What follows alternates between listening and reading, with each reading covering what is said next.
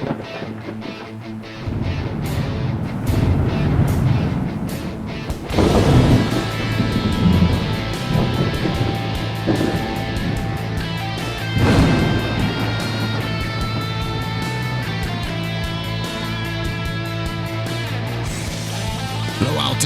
to the No Shit Cast. I'm your host, Matt Frazier.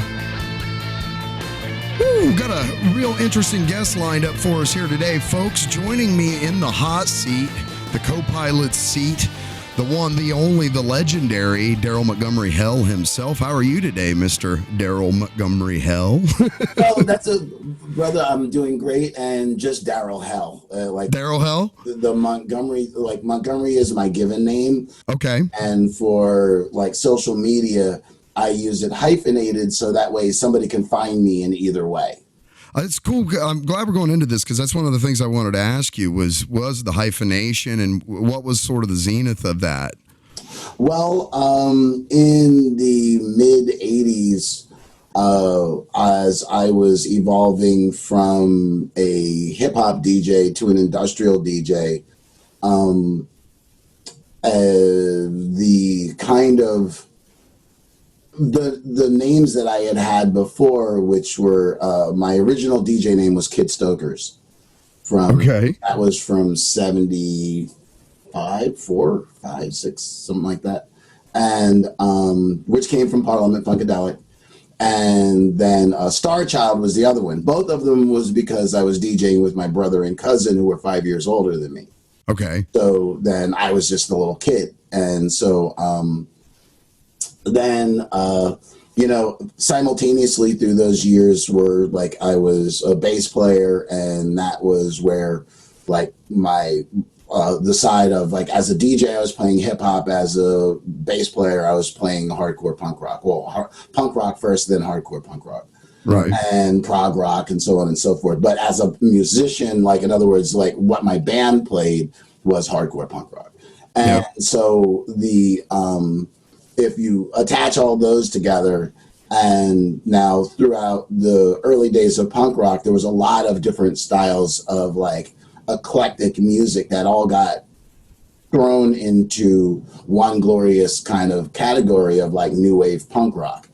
And so that ranged all the way from like Einsters and Newbarton all the way over to like the Dickies or the Clash or like the Cure or like Bauhaus. All that was really within one spectrum. If you didn't go to a new wave punk club or some kind of eclectic venue, you weren't going to hear that style of art. Right. And so as all that was kind of coming together in my head or in my life through my evolution, then I had like there was personal things where like I lost my mom at an early age. She died of a cerebral hemorrhage, and so then like that was like around 12. That threw me into a whole bunch of turmoil in my life, and I think there was a lot of things, and not to mention the idea of just the kind of, I guess now the articulated hell of just being a black kid in an all white area. Yeah. And and what that meant for interacting with people, so on and so forth, like like having friends, and then all of a sudden finding out that like the friend just stops talking to you. Now it wouldn't be until later, until we got older, social lubricants, we're at a party, and all of a sudden it's like, man, I'm sorry, like my parents had told me I didn't want you hanging out with that person, right, and so forth. And most of the cases it was like, I don't want you hanging out with that nigger. Period. Right. And it never came with a southern accent though. This is Belmar, New Jersey, so it like the South, the North gets off easy as if like it's the South that created bigotry. It's almost like it feels it's excused from that conversation because, well, hey, look what happened during the Civil War. Right. Enough said. Right. Yep, absolutely. Yep. Right. And so all that combined, when I went for a artist pseudonym, I felt like DJ Hell just fit perfect. and Right. and then I never looked back. And then that was right around the same time that I created my industrial band Abstinence in '85. So then most people and that's also because of the success of our band Public Disturbance that I was in. The hardcore band that I was in, that led to me having a whole bunch of contacts Right. in clubs and such as industrial was breaking. So then it was like, okay, so now there's this other style of music, once again unlistenable to mainstream, because punk rock had become absorbed because it still had many of the components that people were used to, and then when you evolve into industrial and you look at bands like Einsters and such, they like there was no, or Throbbing Gristle, where the genre industrial started. There was nothing that was connected to how everybody expects. Nobody rocked out. So then, that was something that was completely different. And the idea of no melodies, no verse chorus, no dudes with the flying hair and the wind Right. blowing and nothing, no ancillary women that are just sitting around doing nothing. If you're not in the band, you're not on Stage. Yeah. you know what I mean? Like all these kind of things, like the hell thing really kind of encompassed all my kind of rage. And then I guess that would coincide with the name of my industrial band, Abstinence. People were like, what the fuck are you thinking? Right. It's like, well, Abstinence, when I started it in '85, that was right in the middle of Reagan and the Just Say No campaign. So then there was a ton of all kinds of Just Say No stuff that Right. and so they had these you'll remember that's when we also came up with when the country came up with the beautiful invention, the drug-free school zone. Right. And those signs all over the place. So then I had taken those signs and we had had them on stage and I had turned them around and turned them into school-free drug zones. Right. Now it's not like I'm like pro drug. I'm pro pot, but I'm not pro just random drugs and stuff. Right. But my point is the idea that it was fertile ground to kind of set a frame of this false notion of what society is. So then abstinence meant abstaining from the redundancy of what people think is music. That was the first full tag. Then 2 years in, right around 87, 88, then it was reduced to abstaining from the redundancy of what people think. Yeah. And so all this kind of I guess me kind of altering my lexicon and framing it around the idea of things that I wanted to think versus the idea basically I have a philosophy that if you're following somebody else's lexicon and they're framing the discussion, then you have very little input into that. Right. Kind of like the idea of the false notion of as people felt oh, well, we're starting to see improvement.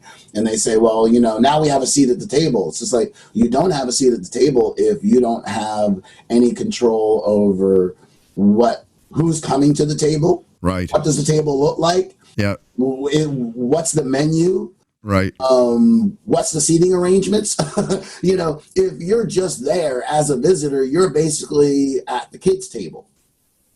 Right. Oh, exactly. You're basically at the kiddie table. It's okay, well, you're sitting, you're in the room, but shut up because the adults are talking. And and so to me, the idea of reframing all that, especially at a time when even like, let's leave aside the social upheaval, the idea of what was happening in the arts and the battles over the idea of, as the industry was taking hold, how much of the arts were like the independents going to be able to hold on to.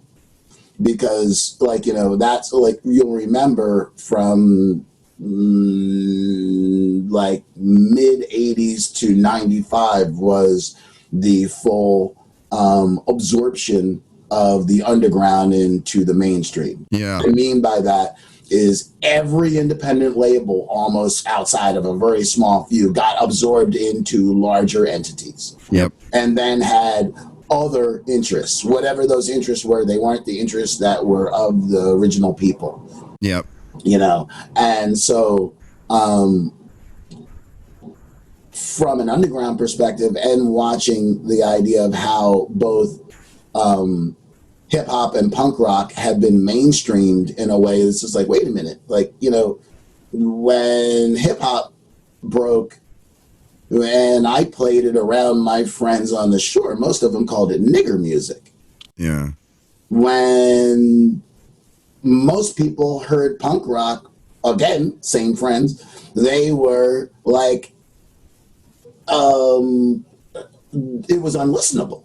Right. I mean, even things like the B-52s were unlistenable. I'm not talking about like, like PRI or like Flipper or anything. Rock Lobster.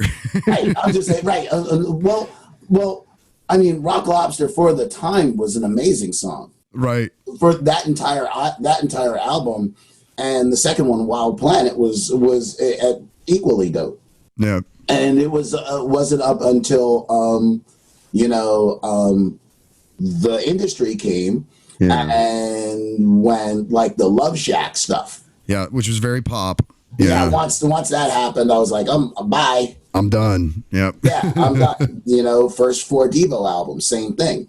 Right up at like, Freedom of Choice, and then you have the other stuff that kind of came after. Yeah. I love Mark Mothersbaugh. I mean, like they are incredible artists as artists, but I felt like where they went with things was just weird. But in other words, my point is that whole time, a lot of the kind of people who were notable in the underground and had really made their place there, all of a sudden were becoming popular to people who prior had no interest in that, or groups of people who had no interest in that style of music. Rock, right. Like, metalheads started moshing and slam dancing. Well, They turned it into combat dancing, that's when the jocks came, and that's when a lot of the fists were flying. Yeah. And so that was all, and again, that was another absorption where, like, metalheads now, you can't, I mean, Jesus, you couldn't go to a Barry Manilow concert without watching somebody fucking start a pit. But, I mean, it's pretty bad. It's ridiculous now. And, like, and so, but the people, again, the absorption, they forget that, like, metalheads, when we started slam dancing originally, metalheads had their brush in their back pocket, feathered hair, and the whole 9 yards, and they weren't even thinking about it. It was all bang your head. Yeah. And they used to laugh at us. It's not just the fact that they were like, oh, well, I came on to something new. Coming on to something new is dope. We all should do that. Yeah. But hold the disdain first and check yourself if you, like, you used to spend a lot of time making fun of somebody and now all of a sudden you're down with them. It's like, what? Maybe you were an idiot to start with. Yeah. You should have just left people alone. How about that? And so all of those things were like, the maelstrom that was like 85 to 95 in the art world that really redefined a lot of things, because that's when all these subculture genres ended up with pop hyphenated things. Yep. So pop punk, like anybody who says that word, I feel like just taking my thermos and like directly in the mouth. It's just like, really? Pop punk, pop industrial? Like, did you ever understand what these things, like, at no point were any of, like, I'll take the first 5 years of any genre, I don't care what it is. They are going to show what the direction of the genre is. Yeah. You know, even if you're talking about metal, like, you know, you go back to Black Sabbath, which was one of my first favorite albums, Paranoid. Right. Great album. Yeah. You know, I mean, the first time, like, yeah, I was 7. I was 7.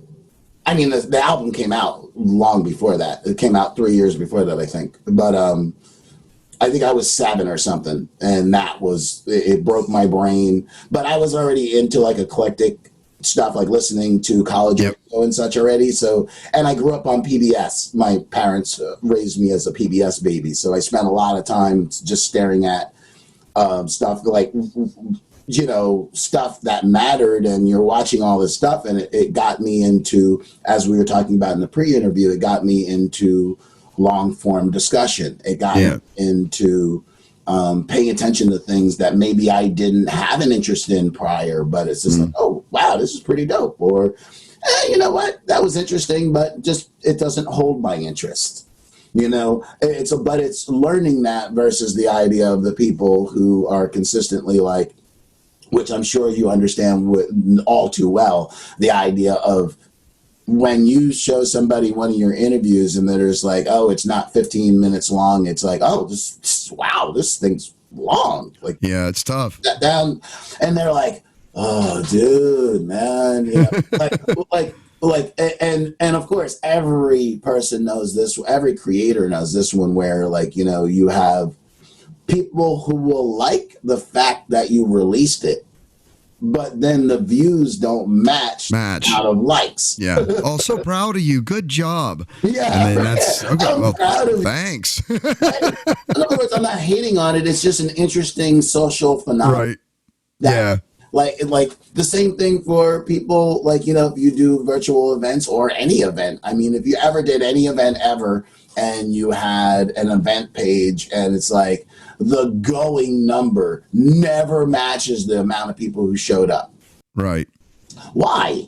Like, why say one wants to go if they don't? Correct. Just don't go. Say, just type, if you feel like doing anything, say, yo, really stoked, hope it does well for you. Something like that. I'll share it for you. Right, but I'm not going to. No, Matt, I'm telling you, man, your birthday party, I'm there. I'm there, man. Yeah. All of a sudden, it's just like, you know, there was like 185 going, and like, you know, 25 of your real friends showed up. Right. And it's just like, well, why didn't it? I would have rather this a 25 number. Like, I know these motherfuckers, and they're all going to show up.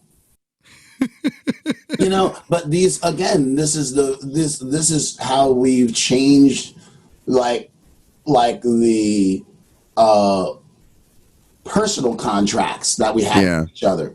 That, like, you know, in the 80s and the 90s, like all through my, I'll just start. I was born in 64, so from then up until the early 2000s, when there were cell phones,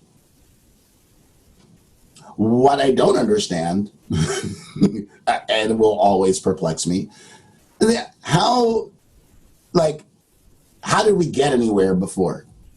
How did we get anywhere without GPS? How did we find an address? How did we call our friends? Yeah. You know, like, what a sense, I guess, I don't want to just prattle on, but I guess my question that I'll throw at you, just because it's a discussion, what do you think overall, like, as we get it more and more in the idea of like, things are made easier. So then, like, you know, so when I was a kid, I remembered every phone number of every person that I knew.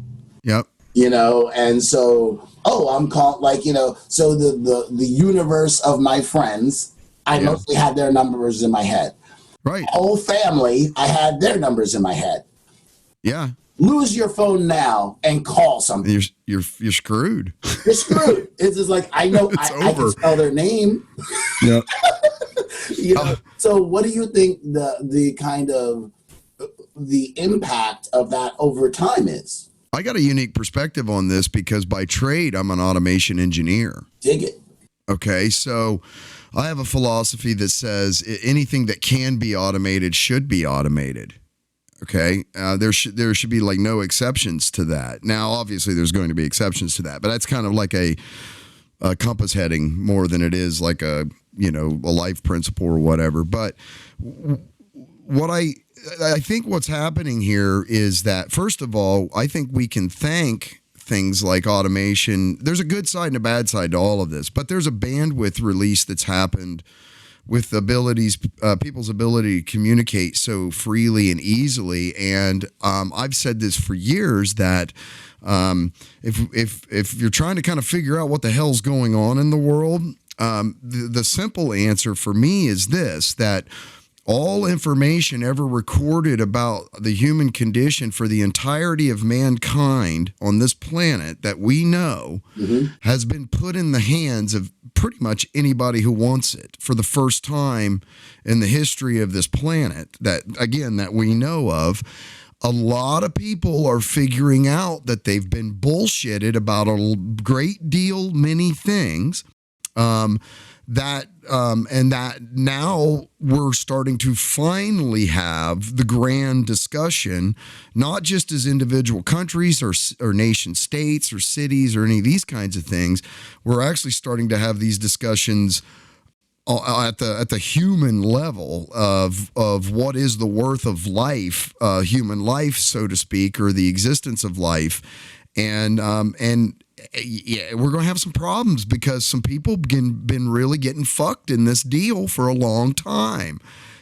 Suck it up, Buttercup. I mean, it's just the way it is, right? So I think that's the discourse out there right now, is that people are starting to rub because they're starting to finally see through the thin veils, like the great and mighty Oz just never looked behind the curtain, right? Well, there ain't no curtain anymore. It's all here and everyone can see it for what it is. And there is a reckoning that's going to need to take place. Let's just get on with it. Come on, let's get it over with, because there is no option other than through it. Collectively, we're going to have to do it. So let's get on with it and stop the bullshit and let's start having the frank discussions. And I think that's why social media has allowed us to connect with each other and ideals in a way that we've never had before.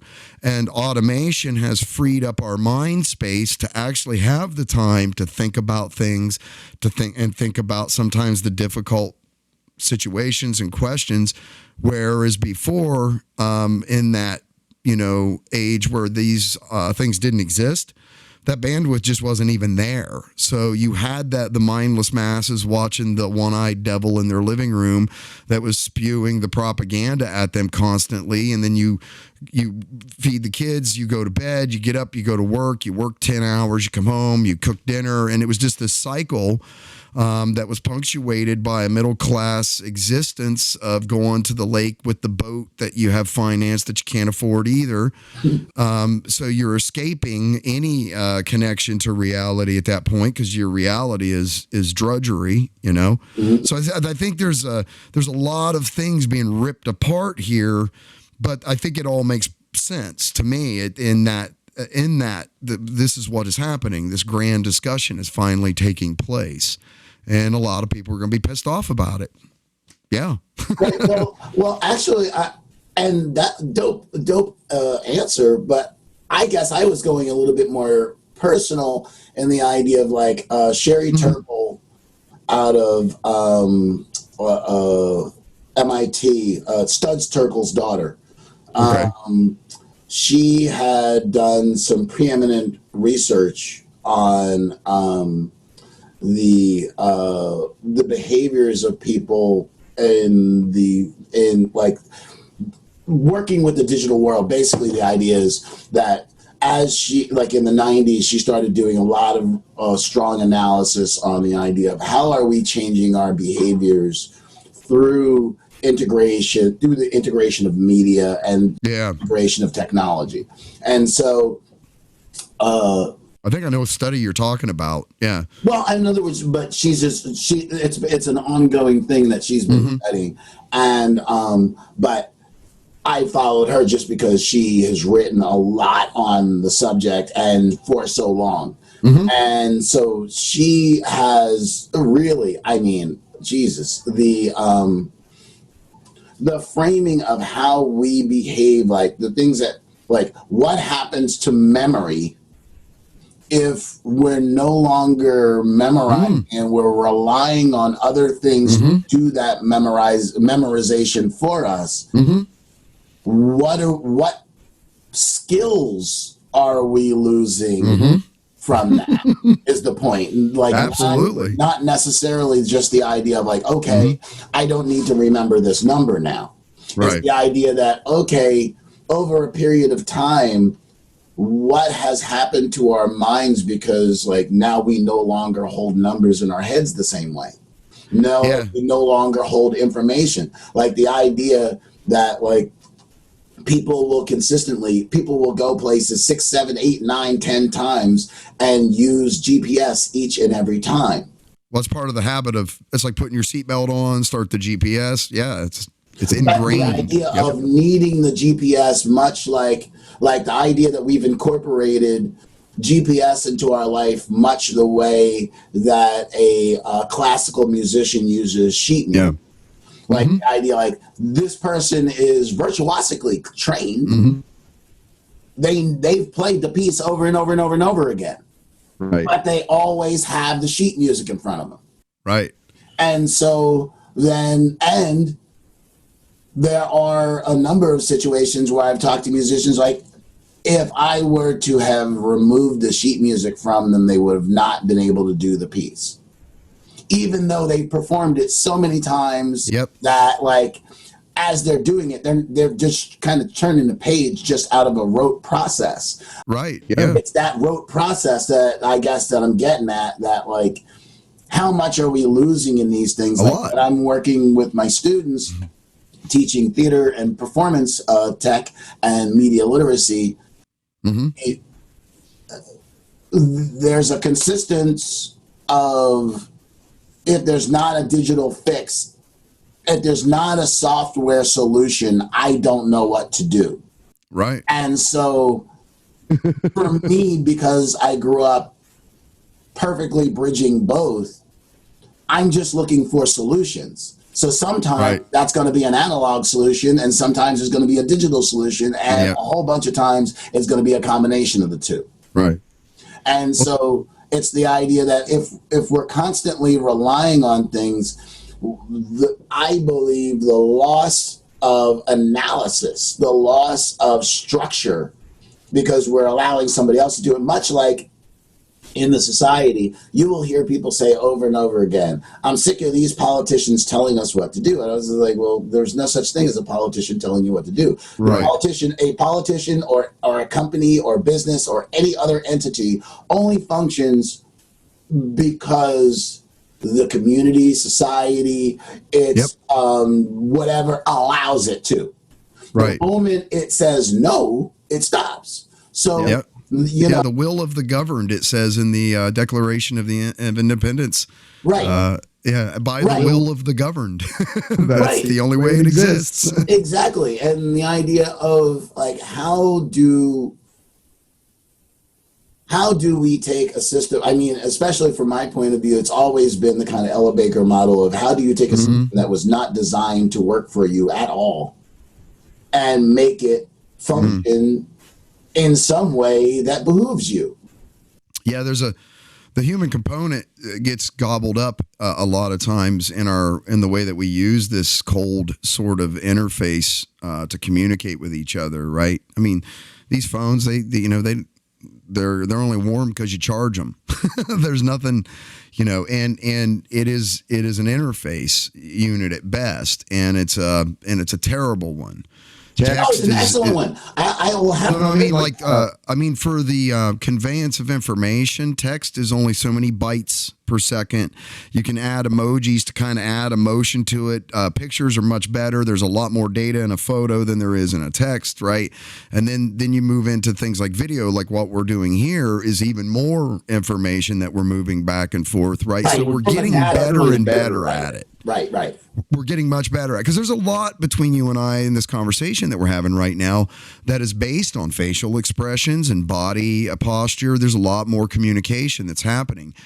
But for the amount of data that we can actually move through technology, this interface is barbaric by comparison still. And that's where you start running into things like where Elon Musk is wanting to put, sensors in people's heads that will also connect you to your devices and allow you to communicate much, much more data through them, even yet still. So it's the biological interface that's broken right now, and that's the part where everyone's got to kind of give everyone else a pass because it's great. I mean, we're having this great conversation right here, lots of body language and we're kind of in tune more, but it can get even better. We're just not there yet, right? Well, so I don't know, but being somebody who grew up a fan of radio and still listen to a ton of radio. Yeah. And all you have to do is look into the success of audio podcasts. Sure. Yep. It's not that we can't hear inflection in the human voice. How many times, like growing up as a kid, spending your time with a phone long cord, pulling the cord with the attachment and that stretched from two different rooms and so on and so forth that people are stepping over. Yep. The idea of it's not that we don't. I mean, we fell in love on talking on the phone. We shared and cried and laughed and so on and so forth, and everything happened on the phone. I can't see you on a phone. I can't see you, but everybody understands that. No, you hang up first. No, come on. Oh no, that first love kind of thing. Now, again, that's altered because now we can have.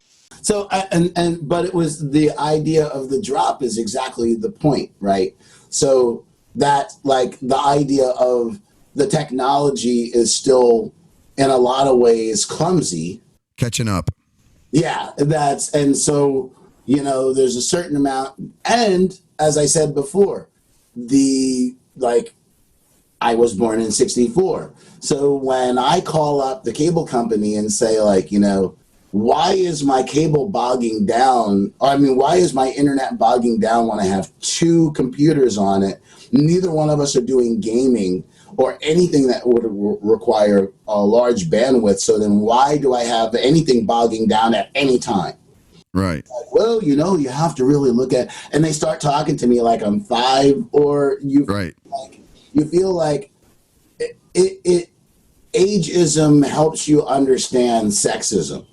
Yeah. It does. The idea of just the subtle way that I'm just going to talk to you, that I'm going to kind of talk around you to think that you don't understand what you're talking about. And so, I would love to fix your car, ma'am. But you can tell that the deconfigurator here is talking to the gyrab.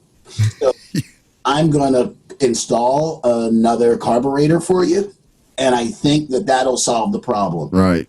It's a little bit expensive, but it's less expensive than if we had to replace all 3, which is what most people do. And I'm not going to do that because I'm a good person. Yeah.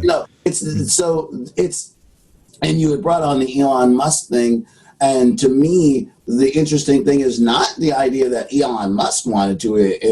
Of course, he wants to do all kinds of things, but it's the idea that, I had written a story now, 10 years ago about clubs that were in these far-flung places that are playgrounds for the wealthy that they were putting RFID chips in them so that way they could just go into the club and like pay and so on. Right. Exclusive members of the club. So it's not what's done to us, it's what we demand. We don't have to demand that. Like, No. You can, like right now, you can pay for your Gmail account and then shut off all the bullshit. Mm-hmm. And for $25 a year, that's a pretty good deal. Yeah. $25, $30 a year, it's a pretty good deal. I that works for me. For the price of basically 2 drinks, you can have communications and shut off and all when you pay, all of a sudden all those buttons that weren't even part of a menu before, now you don't want to be scanned this, shut that off, because now they've made your money on you. Right. Good. Yeah. Service. See, this is the change of things I was talking about Sherry Turkle. The idea that, like, think of how now almost everything that people engage, they expect to get it for free. Yeah. And don't understand why they have to pay for it. Yeah. Right. That they don't see that, like, this conversation is going to be edited together. Yeah. All takes time. Yeah. Planning around the idea of you're going to do a series, that takes time. All the tools that go into the idea of, like, the technology that anybody has to buy, because we can't just walk into a store and say, hey, I got a good idea and I'm a creative person. So, and you show them your creative card and they go, oh, okay, never mind, then we won't charge you. Never happens. But yet, going all the way back to my youth, like, in the early punk rock days, people would say, like, yo, man, punk rock should be for free. Yeah, it's like if you're making money off of it somehow, you've sold out. Well, it was less of the idea at that point. They were two different discussions then. Yeah. So the idea of it was just the idea of the ethos that it should be for free, not that other people shouldn't get paid for it. Just the idea that it should be for free because they were. Well, it's not punk. It wouldn't be punk if it had a price tag associated with it somehow, right? That was part of that specious argument, which I always said was like, well, I don't get to go into a music store and buy my bass amp or my bass or my strings or any other fucking piece of gear, and then again show them my card and say, hey, I'm a punk rocker, so and they go, oh no, don't worry about it. That's not how it happens. It's like, as long as I have to pay for rehearsals, we have to pay for stuff. Yeah, we have to pay to go to the studio. We have to pay if we have to pay for these things. Luckily, we were signed, but however they had to be paid for, somebody had to pick up the tab.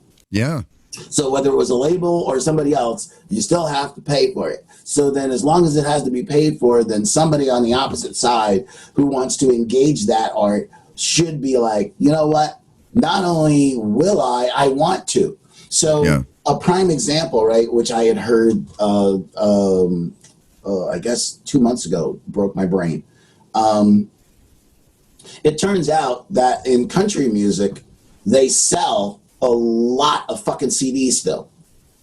And why? I believe that. Yeah. And why is because the much more of the country ethos is about supporting the artist. So they understand that paying that money is not just about paying the money. You're supporting the artist. You're keeping your artist going. Yeah. Very interesting. When I heard that, I was just like, I mean, I obviously, like, I'm not somebody who is comfortable with country music. Yeah. But,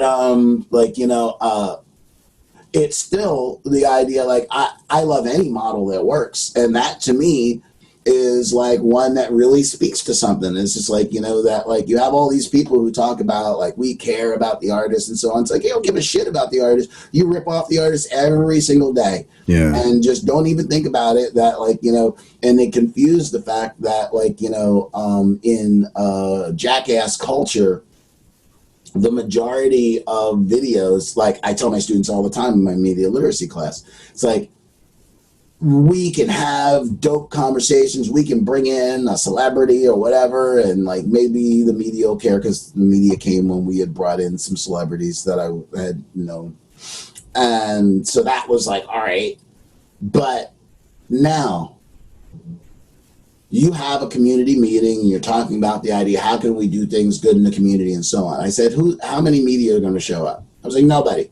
I was like, now at that meeting, have somebody, and I always just point to people. It's just like, now you shoot you, and then you then jump up and stab that one and that one. And before you know it, there'll be helicopters outside, so on and so forth, all kinds of trucks as far as the eye can see. There's a standoff, like why is that the case? Like, why are we so, like, on one side, the country says that it wants, it's a peaceful nation, except for it's been at war its entire existence. It's a land of freedom. Well, I mean, except for the highest incarceration rate in the world. No, brother. Just asterisk. Just asterisk, because once you start going down that fucking path, what the contradictions are, that's you're basically just now renaming everything that exists in the country. Well, and we talked about this too a little bit earlier about the cognitive dissonance, right? Of living or believing you live a certain ethos, but all of your senses tell you don't. Right. So that sort of tears people apart, creates an unease, a sense of something's wrong all the time, because it is. And until that reconciliation happens between the reality of the world versus what you believe the reality of the world to be, you'll never really find any kind of peace with yourself, or people will really struggle to find that, because it's like you feel like, and the term is, I'm living a lie. Well, you kind of are. I mean, that's 100%. So, do you think that then that you think that social media is a good thing overall in the way that people can have long form conversations? Like it dipped there for a while where everything was turning into a sound bite, but now we're starting to see a resurgence of demand for things like long form conversation, podcasts, and these other ways of interacting with each other. So isn't that kind of just evolutionary? No, because these are things that, like, it's important to not follow trends too much, because those are the things that actually are generated by media. 100%. A trend. Having worked in media companies, it's like when you're having a discussion over what a header is going to be, what do we want to put out? What do we want to spark interest in? Like, these are things that, like, so it's like, oh, there's a media trend of more people doing this. It's like, I actually just follow data and see, like, there are more people doing this thusly. I don't necessarily draw a direct line to the idea of good or bad, because it's all in the idea of the use of the tool. Like, my entire life in social media, I have held the space that I've held, which is why I've garnered a modicum of, like, interest, respect, or whatever in that field. Right. I never felt like social media was, like, social in the sense of, like, I'm going to tell you, like, I mean, people just putting out their most personal things. Like, dude, like, time and place. Like, this is, like, like, the time to have a personal conversation about your stuff is publicly, is like in an interview like this. Not just a daily stream of, like, the bullshit and the drama that's happening in your life. And so, to me, I've always gone at like any communicative platform from the perspective of like, if I was an editor of like a news magazine or of a news show, what would I post? Like, if you notice, I don't post every day. Right.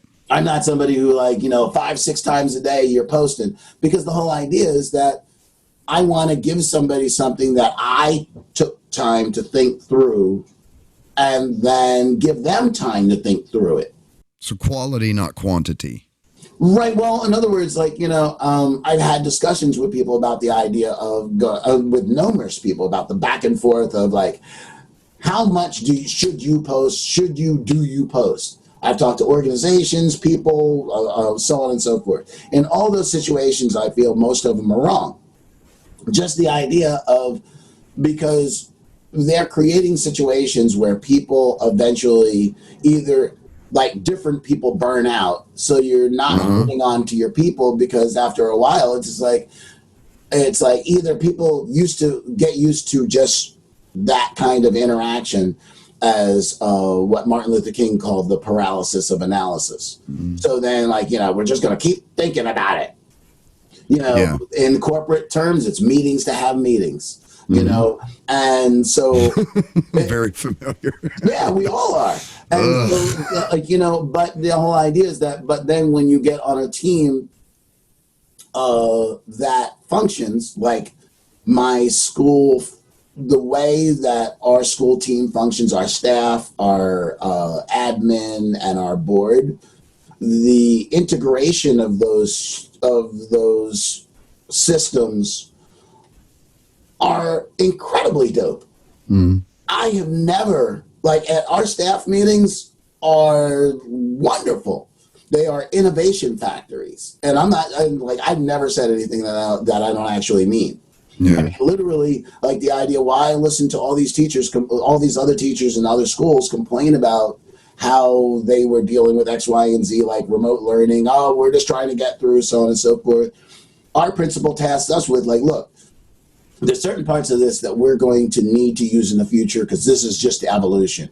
Right. On the opposite side of that is the idea that, like, this is a certain amount of a stopgap solution. So how can we develop best practices to take into the future? So that was a totally different thing. So then all the grade teams, all the departments, all of a sudden start, like, we're tasked with innovation. And it's just like, okay, well, we're seeing this thing. And then, like, the I forget which department had created, because it was just innovation that was coming from everywhere, different teachers that had different skill sets and so on and so forth. So there were no remote trackers. Like, we had to build our own remote tracker, but they built such an elegant remote tracker that like, literally, it's like, it's a graph that has a field of green, and if somebody didn't do an assignment, you then clicked that box for that assignment.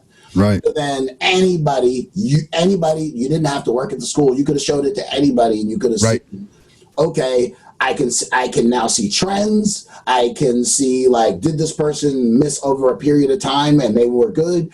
I can see all these kind of things. I can see trends over, like, friends of the students, and see, like, okay, when blah blah blah stopped doing it, did blah blah blah and blah blah blah, because they were always a crew in school.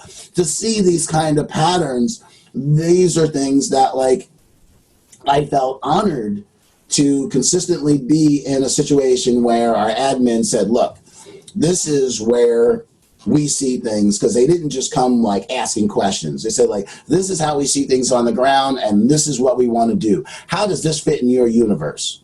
Right. And then all of a sudden, like, we got 97, 98 people on a Zoom call, and it's like, okay, well, blah, blah, blah. Well, actually, that's a good idea, but this component needs to do this, or this needs to be added, or this needs to be removed. And there was never any argument about the idea, like, this back and forth. It was like, all right, well, let's sidebar and work that out. Next week at the staff meeting, all of a sudden, well, we like to talk about the idea, the benefits, and what we got from what we just did. So now the idea of rapid implementation, strategic flexibility, being technologically nimble. Yep. One of our one of our science teachers won a Google Award. Was it a Google Award? Yeah, a Google Award for his work in using technology and teaching science. And so, like, there's this constant innovation factory that, like, all these people are like innovating from all these different ways. Like, that to me is much more effective and and created a kind of vibrant thing. Now, we all had burnout at the end of the year because that was just a lot of extra work, no matter what. Because, like, as teachers, we were told basically we're going to do remote learning and everybody's going to work 30 to 40% more for no extra money. Right. That's what they told every teacher in the fucking country. Yep. And then people complained about the idea of, well, we're not teachers and people are home. And I know that you've heard that more than once from people. I would like to speak for every teacher, at least that's from our school, because I can't speak for other schools because I know there's a lot of stuff that's happened all over the place. Right. But for us, we never, ever, ever, ever, ever, ever, ever wanted any parent to ever have to do the teaching of any sort. All we needed parents to do, if your child doesn't understand the work, make sure they contact the teacher. We spent so much time tracking down students. That's a huge difference. Again, the technology. Like, why is it once we got them computers, right, that still it became an issue of getting them to engage? Well, their environment. Not everybody is lucky enough. Like, I live in a brownstone where we have multiple rooms. Yeah. Where we have a nice backyard, where I have a lab that I'm in, where, like, there's a luxury there that's assumed that we don't look at the kid's experience. Right. We're just looking at it as they have X, why can't they do Y? Yeah. Yeah, there's this, I've been really, my head's been twisted up here a lot lately with the just world hypothesis. It's something that's really been weighing on me heavy, just as, in the context of everything that's going on. And, there's this idea that people live pretty much as the results of all of their own decisions, right? And to a certain point, there's validity to that. And that's what's, I think, so insidious about it. However, the just world hypothesis says that everything that bad that happens to someone is probably because they deserve it. And that's not true. Like, there are people that are simply through genetic lotteries, happenstance of birthright, all of these different things that end up at way different levels of bootstrappiness, if you will. Okay. And then there are people that don't have boots. So this whole, I don't know. I mean, you got to kind of, we want this one size fits all solution to all these things. Like, I throw a bunch of money at it and the problem should just go away. And, but that whole concept is flawed, because there are things that no matter how much money you throw at it, it's never going to go away because it's just a part of the human condition. There are things that have to be accepted and just dealt with, like drug addiction, for instance, is one of my huge ones. Like, the whole concept of using law enforcement to deal with these medical issues is just lunacy. And there will be never enough money you can throw at law enforcement to make drug addiction go away, because as a statistical fact, right, 10 to 15% of every civilization ever on the entirety of the planet ever has done these things. So you're not going to undo millions of years or hundreds of thousands of years of evolutionary type stuff just because you put a bunch of money at it and lock people in cages. There's got to be a different thought process to how we go about this, right? So yeah, I think it's a struggle, especially in education. Like, how do you meet kids where they are? Because that's what you guys are tasked with doing. Really, at the end of the day, you're trying to meet all of the kids wherever they currently are, with the hope of getting them to some sort of collaborative level as you pass them on grade wise or however that your school may be structured onto the next teacher, right? And so it's not as simple as saying we're going to do $30,000 per classroom, we're going to put a bunch of desks in it, and we're going to make a law that says all the kids got to show up. Well, I mean, that's a great start, but I don't think that gets you there. No, but I think the discussion over quote unquote throwing money at things is to me, I feel like I guess it doesn't necessarily address the primary component, right? Yeah. So if I were to take my own life, right, and compare it to the life of my students, I grew up in a bucolic area on the Jersey Shore. So my entire life, my entire childhood, I never played on a playground where somebody had been murdered. Okay. Or like, the only time, the worst thing that happened on the playground is like somebody broke a leg or something. Like, you know, there was nothing malicious, I grew up in a town where to this day in the summer, like, there's a screen door and a latch. I didn't have to protest to go to a good school. There was just one in my neighborhood. Right. The basic infrastructure to the town was completely sound. Yeah. So no garbage anywhere. Access to clean drinkable water. Access to clean drinking water. Access to things in general. Stores, so on and so forth. Access to resources, because I grew up in an area, as a black person, I grew up in an area that wasn't redlined, because I had family members, even though our nuclear family lived on the Jersey Shore, I had family that was in Montclair, I had family that was in Bed-Stuy, I had family that was in Harlem, I had family that was spread throughout New York. So then, not to mention family in the South. So then there was a whole bunch of ways that I could see behavior and how people are being treated and the resources and the access that people have. So if I look at my life alone, I had tons more resources, access to become a quote unquote success that my students have. They have to scrap every step of the way for the same exact thing. Yep. So then in an apples to apples, 90, there's one white kid, I think, in our school. And so so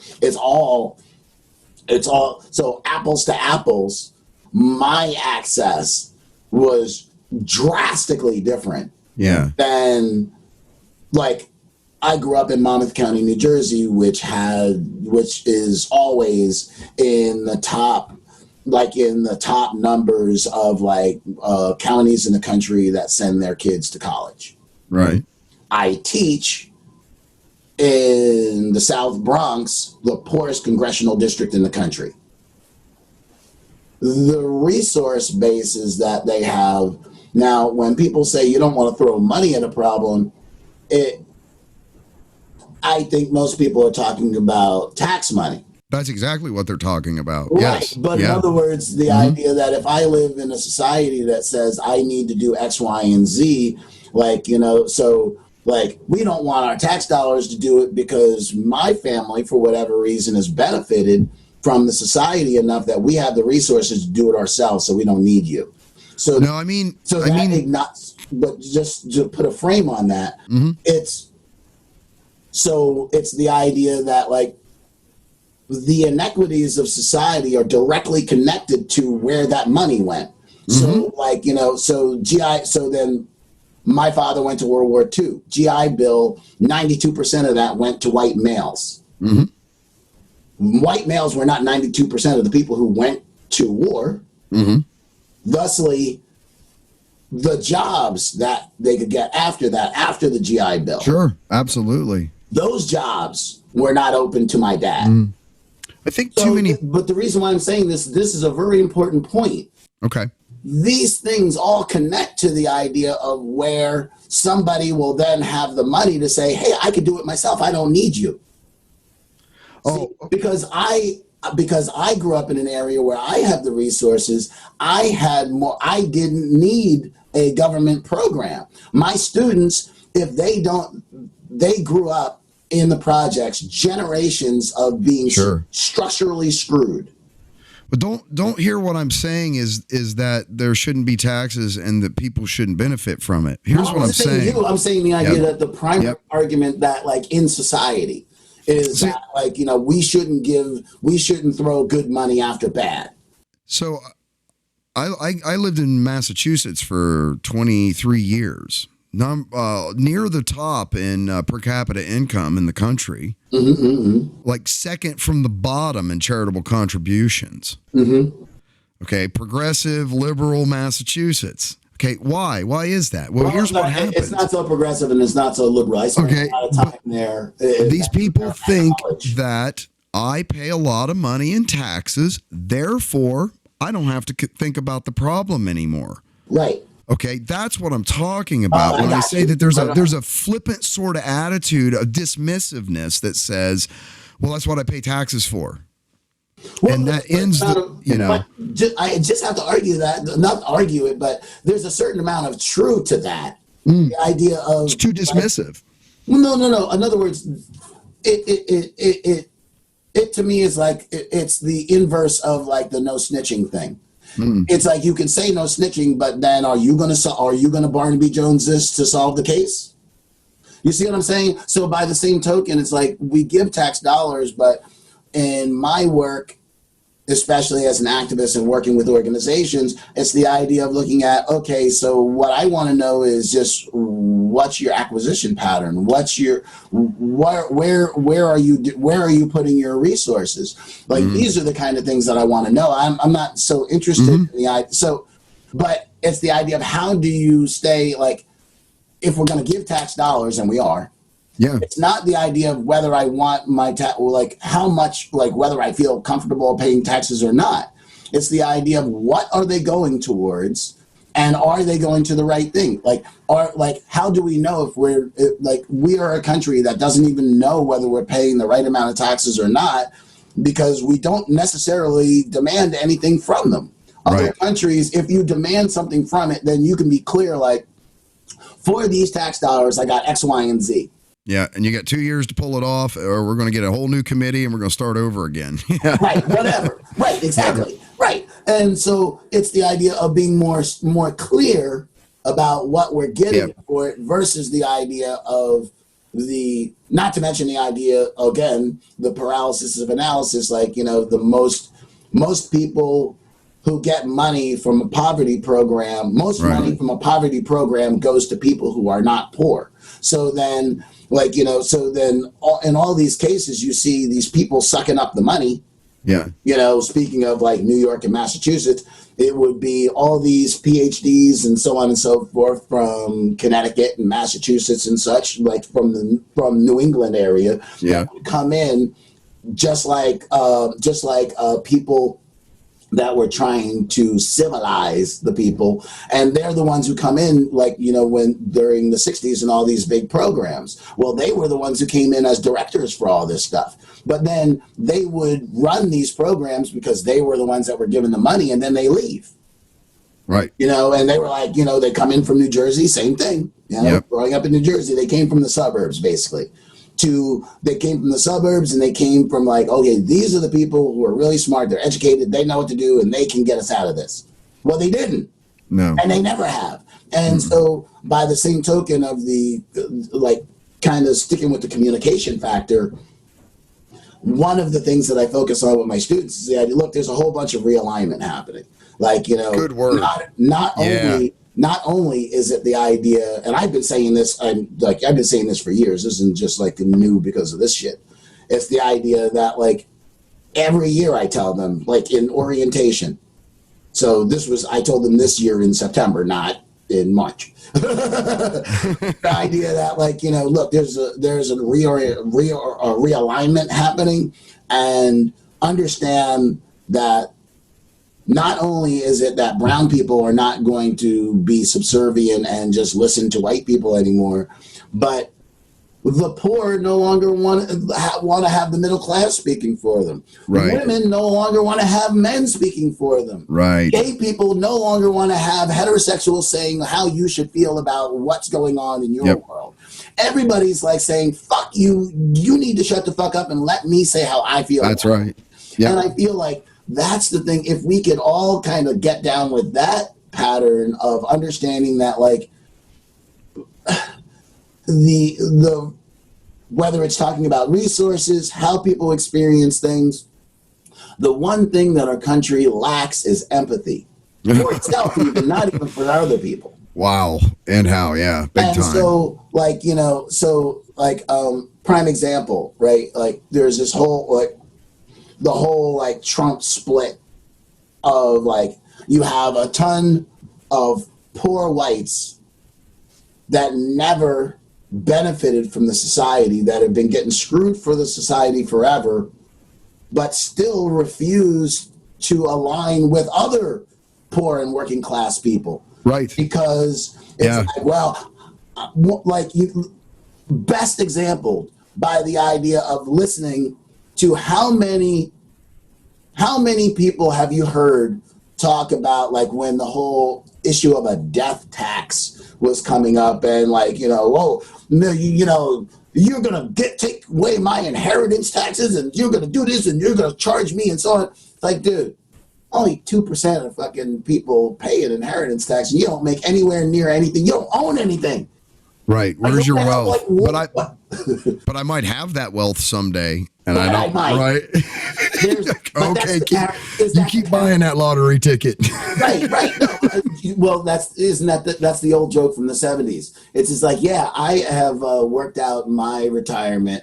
Like, right now in my retirement, I'm doing Powerball and scratch off. Yeah. I'm not just staying in one place. Yep. And so I think that, like, these kind of, like, as we've talked about, the lived experience versus the idea of, like, whatever belief structure they want to hold on to. Mm-hmm. And now it's the idea, like, for me, it's always been a simple idea of there's a certain amount of, if you don't do it, nothing will happen. Like, my father always used to say, there's only one guarantee in life. If you don't do anything, nothing will happen. Right. And so I feel like we have, as a society, we've raised people, like, people complain that, like, they don't know about what X, Y, and Z. Now, I always point out to them, it's just like, well, I take out my smartphone, I go, this has access to the largest data set our species has ever known. Right. Yet, a student will spend, well, now they can't because we use Yonder pouches, but when they could use it in school, they would spend all day texting each other dumb stuff. Yeah. But when it comes into teacher wrote lesson plan, obviously parts not, I don't know.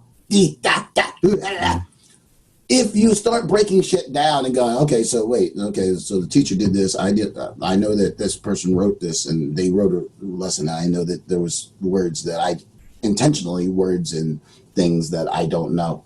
They never thought, like, why can't I look? Oh, I'm Googling it. Yeah, I don't know. Right. I was Googling what you were saying, Teach.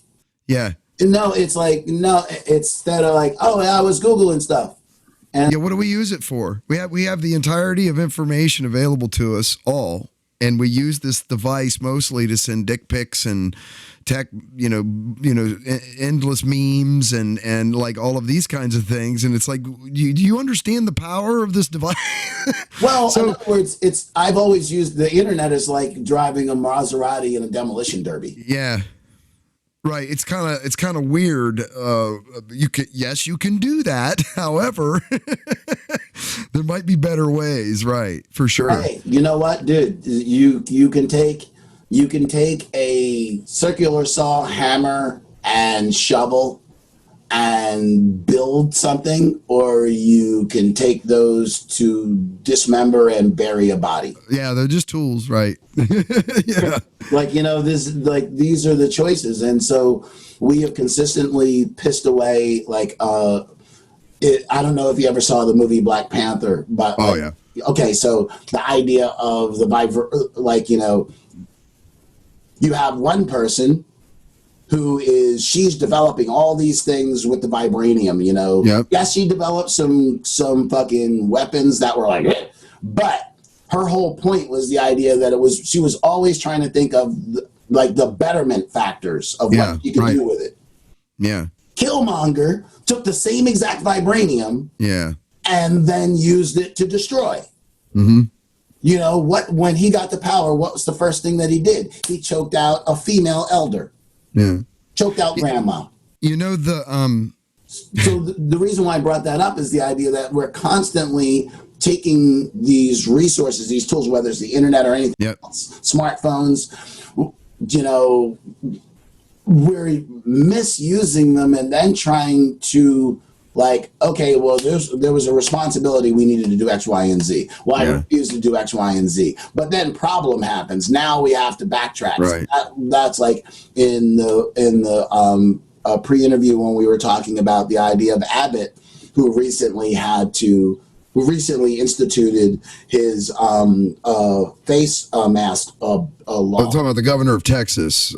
Thank you. Right, exactly. Yep. And he had just instituted a law where now you have to wear a mask. 3 weeks ago, he instituted a law stopping anybody in the state of Texas from instituting a law of mandating any face mask. Right.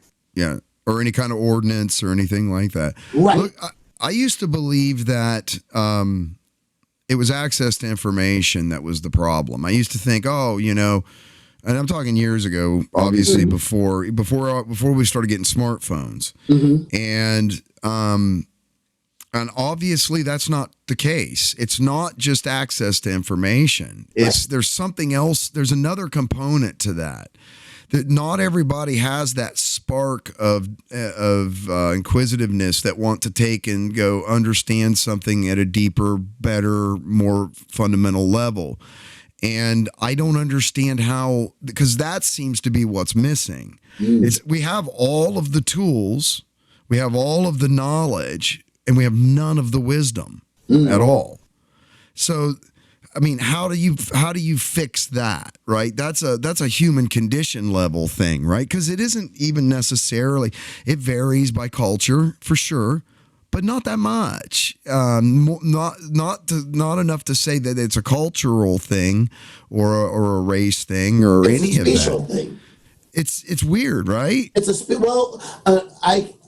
My science teacher during the graduation had given this dope speech about a type of a shrimp that has small nodes that it sees with. And it is actually, this shrimp has the strongest sense of eyesight out of any species on the planet. Okay. And so it can absorb more information. It can see a larger spectrum of light than any other species on Earth. Then he brought it around. And this is young brother, too. He just amazing teacher. Brother Bill could call you out. And, it was dope because he said the problem is, or the conundrum, the shrimp has a brain that can't process all the information. So it's an interesting creation of existence that it would evolve to have the largest eyesight, the capability for eyesight, and very small processing power. Right. So his whole point was the idea as telling you, like, it's not all the information you take in, it's what you do with it. Yeah. It's how you apply it. Now, again, when you live in a country like America, like COVID has shown a lot of things because it's a global pandemic. it put a lot of things on blast, right? Big time. So the kind of glaring things that happened after 9/11, where the rest of the world was like, it took you 10 fucking years to build a building back. Mm-hmm. You know, Katrina. Oh my God, this is what you people do in your own country. Yeah. You know, like, you know, after Sandy. Wow. Like all, like, you know, the amount of people who got screwed over by insurance companies. Oh, big time. Yep. And the whole world is watching. And now the COVID thing happens, and that hit everybody. And so it stressed out everybody's systems. So everybody's systems was on blast on the idea of, like, how does it actually work? Like, America has always bragged that this individuality and this liberty and freedom and justice and all this crap bullshit was supposed to be better. Well, it's proven not only is it not better, but in the places where that ideal is held the most, they are suffering the most out of any place. Like, they think that we suffered up here in New York when we were the epicenter. We were the epicenter only because we have mass transit and such. Yeah, and major international airports, several of them. Well, but my point is the idea that, like, once it got into the society, there's a lot more access for contamination, for cross-contamination, than the idea of a society where, like, you jump out of your house and you jump into your car and you drive somewhere and get somewhere. So there's a lot less access to other people, because getting to the store, that process of getting to the store, you're not cross-contaminating with anybody. Right. It's not until you get to a point of something. For us, I walk out of my door and then I get on a bus or I get on a subway or something, and that's a whole different ballgame. And I'm interacting with people we're not as spread out to growing up in the suburbs, on my same block, where in the same distance where I would have had, well, as a matter of fact, I'll even explain it even better, in a 6-block region where I live now in Bed-Stuy, the entire town of Belmar, that I grew up in, that's where everybody lives. All 3,000 people, just little 6-block area. So, like, you know, so the idea of the fact of, like, the people who believe the most in this false idea of justice, freedom, empowerment, the society has proven faulty, because capitalism has proven that, like, hey, I don't really care how you're doing. As long as I can make a buck, I don't care how you're doing. So, you know, there's a wonderful brother that owns a bar. God, it's been going around, and he did this wonderful thing. It was 2 weeks ago. He has a bar in East Texas. And he was just saying that, like, look, you know, bartenders are, like, you know, we're all here. Everybody's coming in and glad handing and such, and it's just like, you know, this is wrong. Like, you know, put on a goddamn mask, and like, you know, you need to do these things. And, like, you know, and he was talking about, like, things are worse than anybody knows, and it's just like, you know, people are talking about things are good. That's when Trump was saying things are good, Abbott was saying things were good, so on and so forth. And then all of a sudden, again, the way a virus functions, you ended up with the results of months of flouting any kind of protocols that match the situation. Yep. So then now people are like, you can put on a mask now. Guess what? There's still going to be a ton of body bags. Right now, your hospitals are going to fill up. That's a fact. Yeah. Hospitals are going to fill up. You're not going to have, and by the way, although in Texas has money, so Texas can throw money at the problem. Mississippi can't. No. Mississippi don't have the money. All these other Bible Belt states, by the way, that always have a problem with taxes, and yet they're not donor states. They're sucker states. Yeah. They're sucker states. They take more from the government than they provide in taxes. Yeah. So these are the same people who are saying no one should get taxes. Like, how about, since we're a large donor state, let us decide where the money goes. You didn't put anything in, so then you should just be lucky you got anything. Yeah, it all kind of boils back to like socioeconomic stance or policy, and what I mean by that is what we saw like during when we started applying the same policing standards and zero tolerance policies to poor white communities that we had been doing to poor minority communities for decades. We started to see the exact same results of the erosion of the family unit, the breakdown of mentorship and all of those kinds of things, and with the same results of high school to prison type cycle emerging. And it's funny because I say this, if the only time shit ever really gets fixed in this country is when we start doing it to white people. Right. And then it's a problem. But, it's like this it happens to people they care about, because it wasn't. Yes. It's not that if it happens, because again, like, there's poor whites get, it's not that poor whites don't get screwed. It's the idea that like when they get screwed, often there's some scumbag telling them the reason why they got screwed was because of that person over there. Yeah. So where I grew up, the idea, like, I was lucky to be on, doing landscaping and construction and such, renovation in houses, that kind of thing. I was the only black guy on the crew in most cases. Mm. So mostly then it was all white. Then now you go see a crew down in that area. Now it's almost all Latino. Yeah. Now, interesting. Yeah. That happened. Yeah. And like everybody, like, and it's not decades, it's centuries that this system is set up. Yeah. So like, like it's like, these are problems that like were from my great grandfather who shows up in the 1870 census, because the 1870 census was the first one that actually included brown people. Right. The idea of like,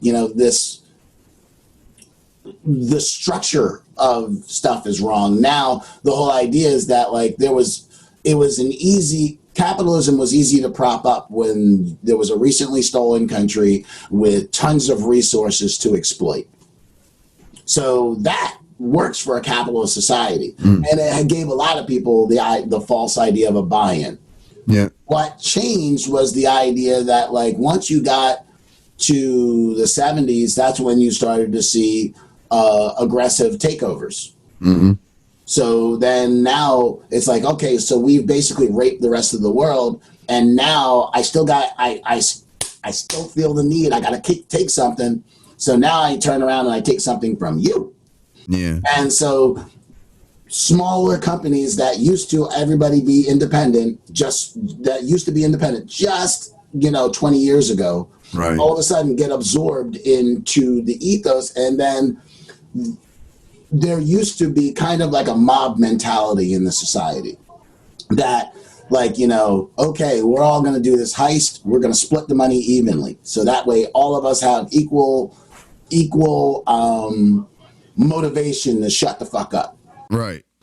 Now we have a society that says, I came up with the idea, so I get the most money. Right.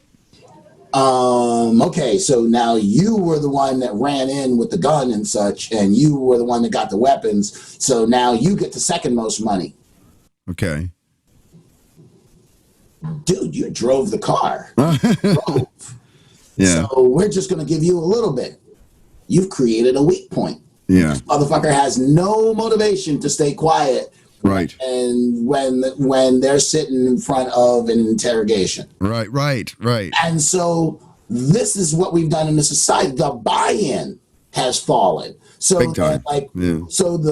Before it was like, okay, look, well, I'm just gonna play right. And the lie that like that other person is to fault is falling down. because they can see it. So then, so instead of them going, now people are asking the question, which they should have asked to start with, and the one that I originally asked when this shit was happening in the 70s and these crews were changing. Right. It was like, when they're saying this person's taking my job, it's always those, the ubiquitous. The others. Yeah, it's always those others. They took my job. And it's just like, wait a minute. Did they come in and under duress, the person who used to pay you now pays them? No. The person who used to pay you said, I can pay this person X amount and I can pay, or I can keep paying you. I'm no longer going to pay you. Yeah. And so when you have that shift, it really comes into these kind of monetary things, again, of the ethos of like, how do we care for us as a people? And so they were thrown under the bus by by their own people, not by some other people who decided, like, they made a capitalist decision that said, even though I'm making money, and here's the thing that's the clincher, right? In those same companies, like, so apples to apples, if you are a client of that landscaping business, your money, your costs have gone up year after year. Yeah. Now, those people that are cutting grass now are making much less than I did when I was doing that shit in the 80s and then to the 90s. Yeah, the felt application of it too, with inflation and stuff like that. That's the hidden tax, right? That resides underneath all of that. Well, the funny, our whole model though. I have this radical belief. This one I don't know if I've ever really shared with anybody. We're built entirely on the scarcity model. Okay, we have this concept that there are limited and I'm going to call it a concept, and I'll explain why, that there are limited resources and there's limitations, thereby markets set prices naturally because of scarcity. Well, first of all, if you've ever bought a diamond, you've been lied to. Right. If you've ever bought gasoline, you've been lied to. If you've ever bought food, you've been lied to. Because all of these markets, for all of this checks and balances and free market capitalism is going to balance us out. They're all heavily manipulated with subsidization and all these things, right? But beyond that, so that should tell you right there, there's something afoul with this whole concept of scarcity. But really, it doesn't exist. There is no scarcity. Like, we're trapped in like an energy paradox right now, or maybe paradigm's the right word, but where we're reliant on the fixed the prices of things, like the availability of fuel become commoditized, and then they're based on sort of market availability. And then you have these people that can literally, called OPEC, that can just, hey, we're going to open the spigot a little more, and then gas prices drop. Okay, we're going to tighten the spigot a little more, and then the gas prices go up. And the whole concept of needing to have these pipes coming out of the ground that bring us so much of the energy that we use fixes this pricing in such a way that things like areas of the world that need water can't get it, but there's an ocean right beside them. So it's not that they can't get water. What they can't get is the salt and purification of the enormous body of water that surrounds them out cheap enough to make it worthwhile to build all the pipes and infrastructures and the desalinization, vapor desalinization, and all this stuff, that it's too expensive. So at the end of the day, like when I look at stuff like thorium salts, and I'm not going to go real deep on this, but there's these technologies that exist. They've existed since the 70s. Thorium salts reactors, second, third, and fourth gen nuclear, and then there's a lot of stuff going on with fusion that's been happening with the tokamak type reactors and these different things. We already know that there are fundamentally unlimited supplies of energy available. And the fact that we're staying strapped into this scarcity model, I believe, is like the cognitive dissonance that societies around the world are dealing with. It's simply not true. There is an unlimited amount of energy. Thereby, there's an unlimited amount of resources. Thereby, there's an unlimited amount of work, labor that can be done. Right? Because that's all I need. To spin a motor, I just need energy. Okay. For but there is the environmental cost of each one is huge. Yeah. So you can Yep. you can technically have the resource, but then like for But not that third. same energy, now we have the cancer clusters. Yeah, So but not with third and fourth, not with thorium salts. There's not even a high pressure right, stage in right. these, But in other right? words, So, in each process, even when you build like they're building in Australia where my sister-in-law lives, yeah. they're building a huge solar farm, and so Yeah. they knock down this ancient forest to do it. Oh, I agree. And Yeah. so, like, Completely and then unnecessarily. Yeah. so then they're going to have, and because trees serve a function, it's Yeah. not, they're just not ornaments, then you have less clean air.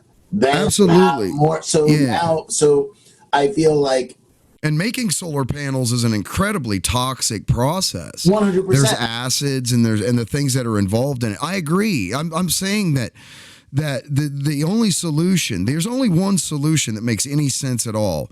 It has to be extremely dense and extremely green. Well, there is no other solution until we get onto the nuclear scale. I mean, there's, like full stop. You have to do this. I don't know, Okay. but I don't know. I don't know if I have a friend that's in Texas that's a scientist, that's a nuclear scientist, and yeah, she used to work in a reactor. She used to be one of the people who actually made sure that the process was going right and so on, and would be it. So with big clearances. But now she teaches, and so I'd be interested to see, because I know that though there are many, I think, though there are many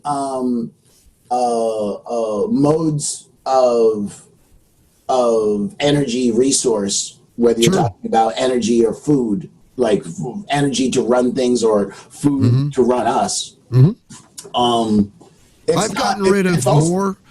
As a human being, I've gotten rid of more middle class American jobs than any immigrant ever, because that's what I do. No, right. Because you're, as an automator, that will always That's right. be the case, right. But what I was saying is the idea that and to emphasize your point, the idea is that, like, the other change that has to happen, the main change that has to happen, is the idea of usage patterns. Because, like, so if you were talking about food scarcity, Americans we only consume about 40% of the food that we actually create. So then if imagine you're hanging out with somebody who's asking you for money for food, and you just saw them waste 60% of Oh, I get it. Yeah. So it's our waste patterns, the amount of water that we waste, the amount of and so, like, we don't need a desalinization process, because in New York we have excellent water, because and that was only because, and this is like one of those fucked up robber baron things. It was only because the Rockefellers and the Carnegies and all those people bought up the land in that area and stopped anybody from developing on it. Right. Yeah. Because had they done that, they did it in Massachusetts too. Yeah. Right. No. Right. Exactly. Yeah. But in other words, there's processes that people thought of before. Yeah. That we are now benefiting from now, whereas now we don't, like. Once Reagan came in, the first thing that we lost was the infrastructure fund. So every year there used to be infrastructure money that just went into, like, we got to fix the bridge, we got to fix the road, so on and so forth. Then that got pushed off into grants. So it's like, all right, so here now what we're going to do is we cut your budgets. We're going to give you this money because the states can deal better than the Fed. Yeah. So allegedly. And so it got kicked down, and then, like, if you defund a number of things, I'm looking at a low budget. Hey, I'm looking at this bridge. The bridge seems okay. You know what? I can actually put this into something that's actually burning right now versus the bridge, which seems fine. And so then we had all those bridge collapses, and then they did the infrastructure assessment. Right. It's just like, most of our bridges are either structurally deficient or fracture critical. Fracture critical. Yeah. Like the idea of, as a matter of fact, I ask anybody who's watching this, Google fracture critical map, bridge map. It will blow your mind. You won't want to drive anywhere ever again. Right. It will blow your mind to the idea of how many bridges that you cross every day that are rated by a capitalist system that's trying to put the best sheen on it, that's saying that this bridge is fracture critical. We're running into a problem. I've been trying to say this.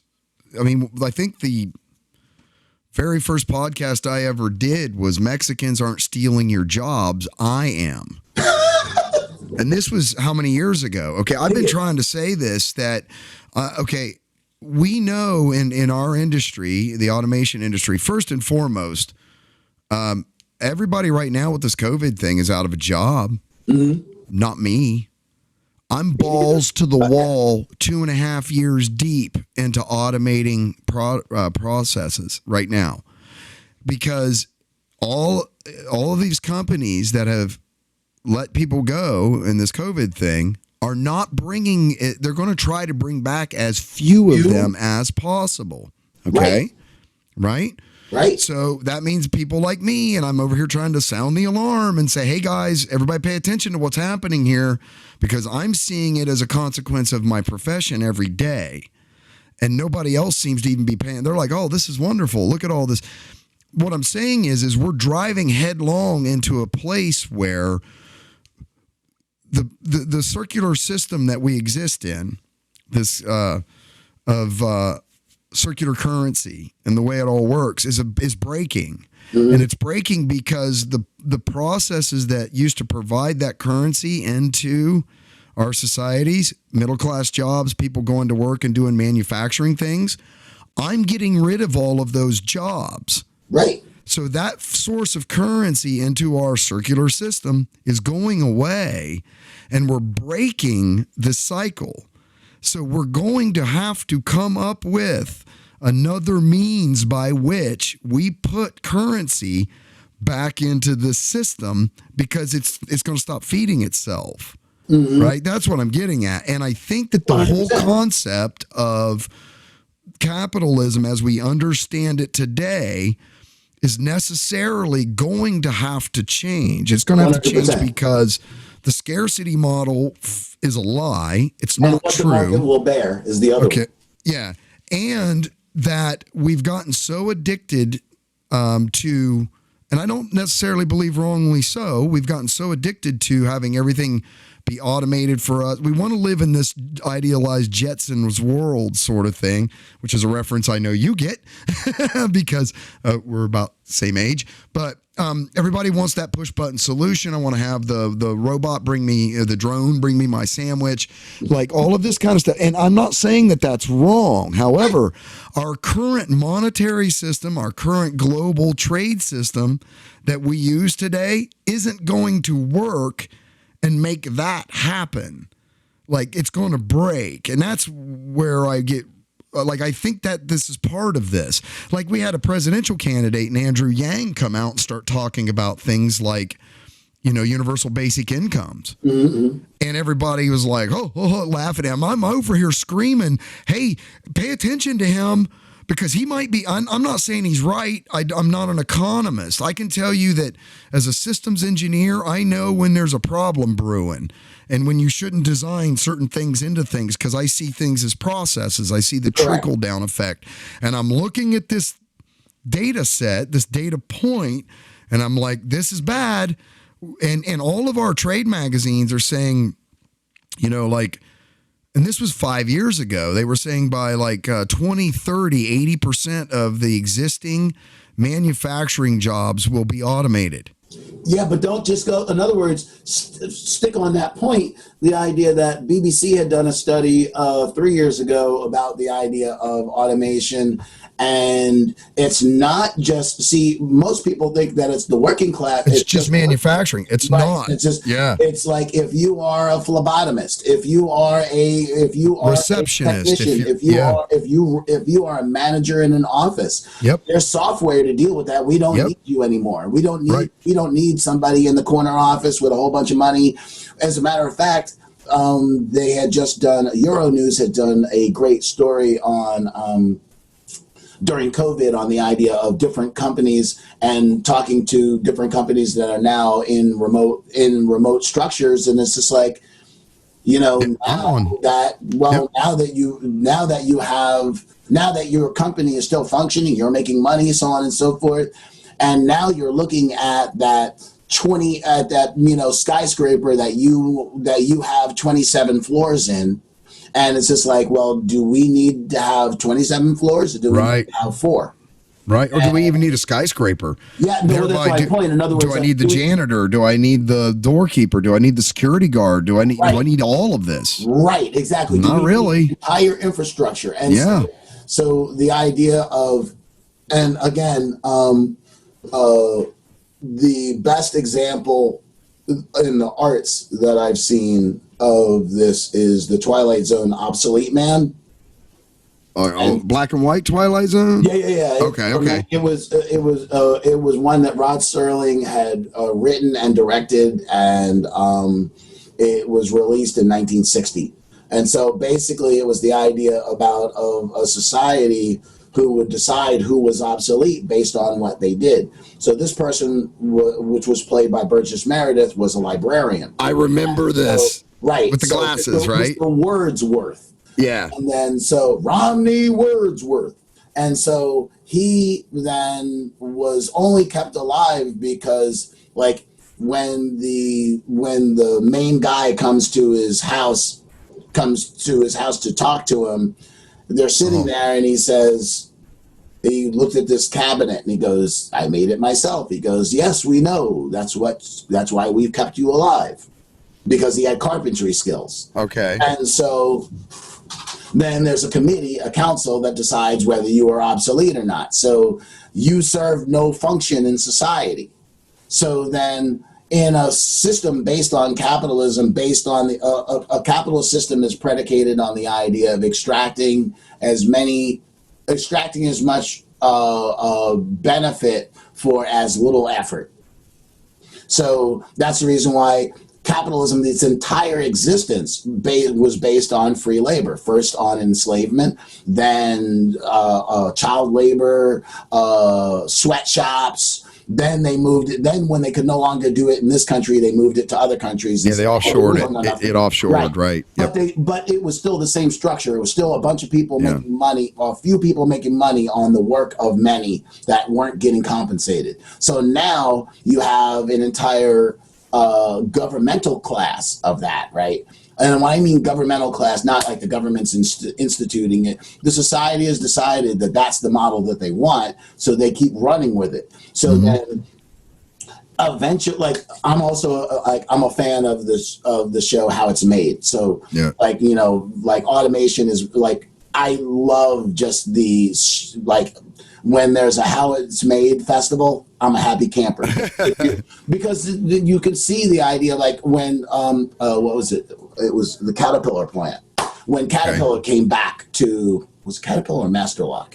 They had come back to the United States, and it was like a big deal, so on and so forth. It's like, see, they're coming back, and so on. And then on DW News out of Germany, they had done an interview with some of the workers.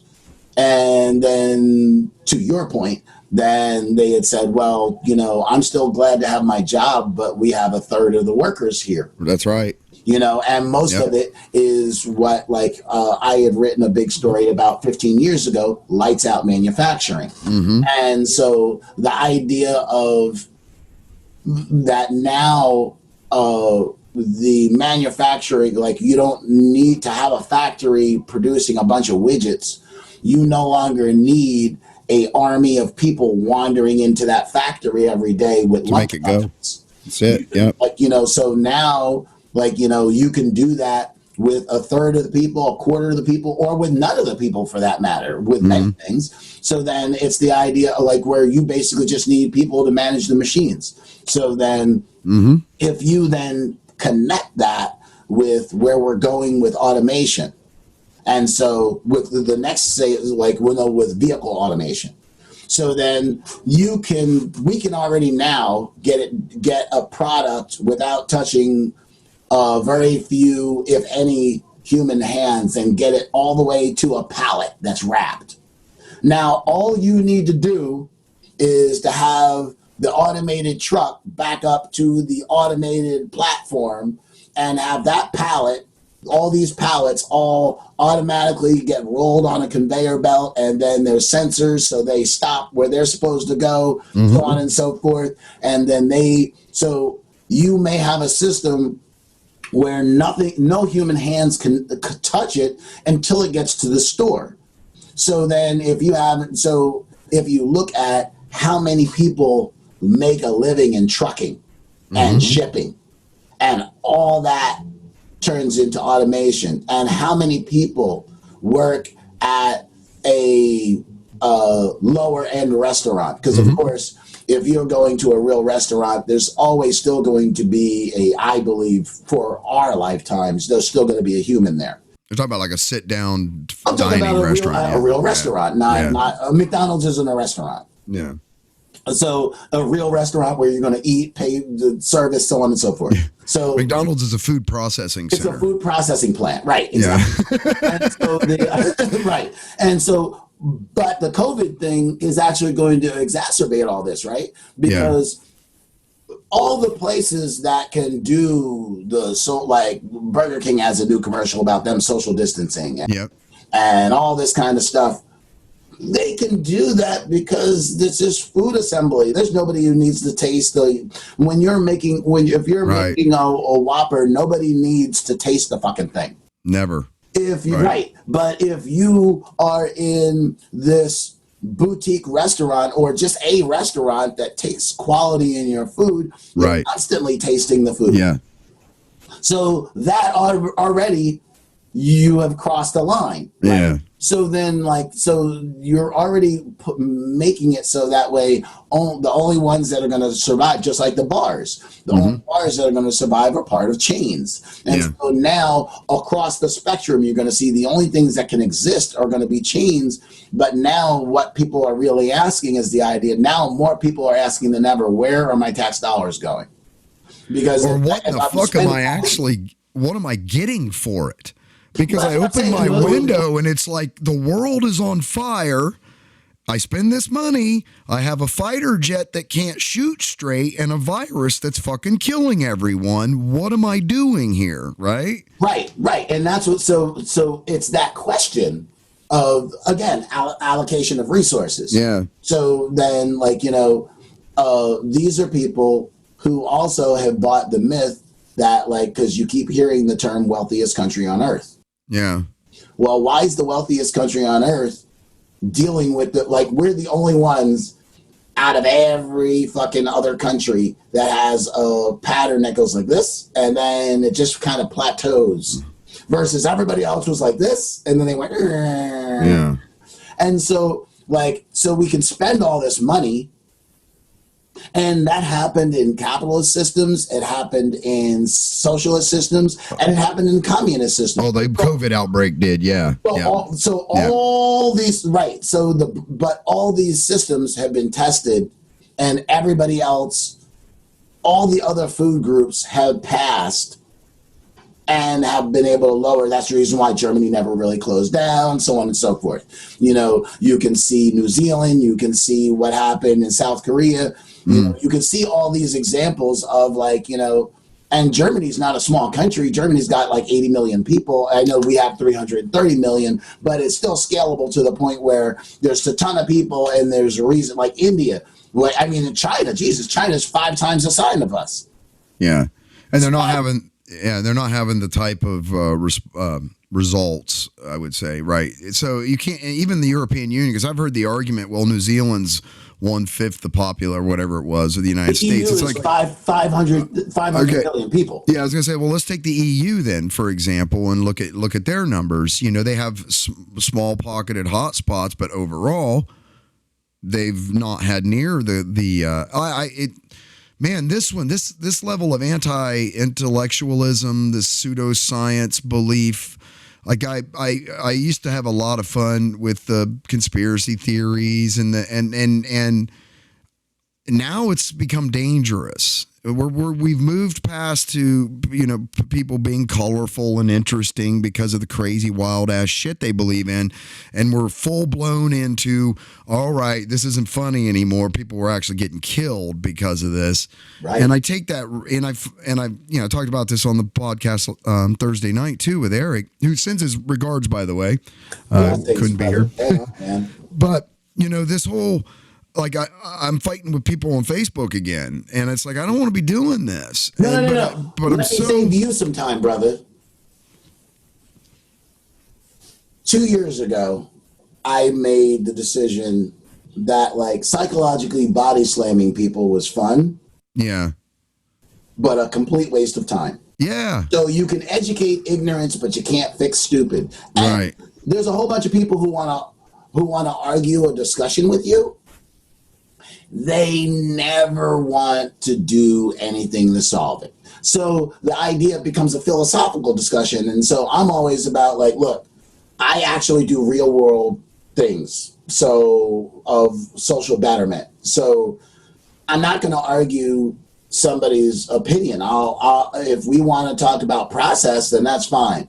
But I'm not going to, and you shouldn't, waste your time trying to convince people water is wet. Like, it's just because you can have the battle and you feel like, okay, I brought somebody along, but 30 years into this, I'm completely now clear that you just got to focus on the people who want to do the work. Yeah. And so that way you're not arguing with people, because if you actually want to do something, in the world, like, sure, I can sit and discuss school policy and such, but then I have,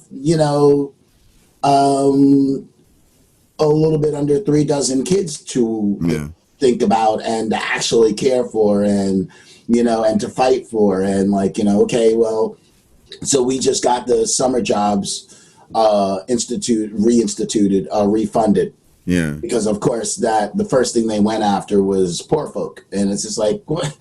There's so much fucking excess. Like, you literally just went after, like, okay, we're going to cut summer jobs and because we just can't afford it. Yeah. And it's just like, but yet you can fund these murals all over the fucking place. Yeah. Like, like, these kids are struggling and, like, you're giving them optics.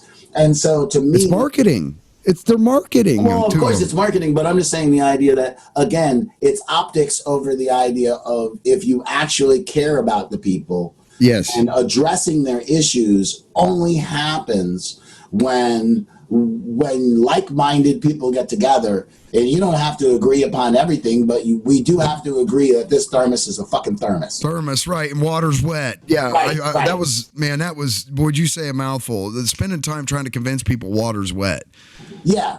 It's just, what the fuck am I doing here?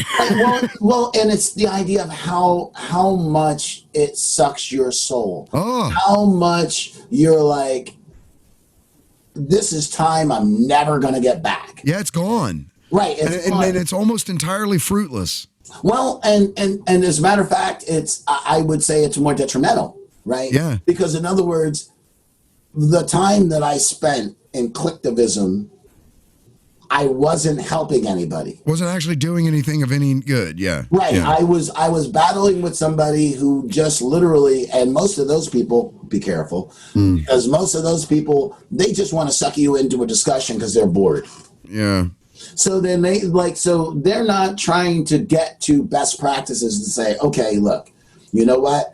Matt's got a good point there. So I need to really rethink how I'm thinking about this so I can be more effective in the world. That's not what they're saying. They're going, fuck you, man. Fuck you, man. Oh. Yeah.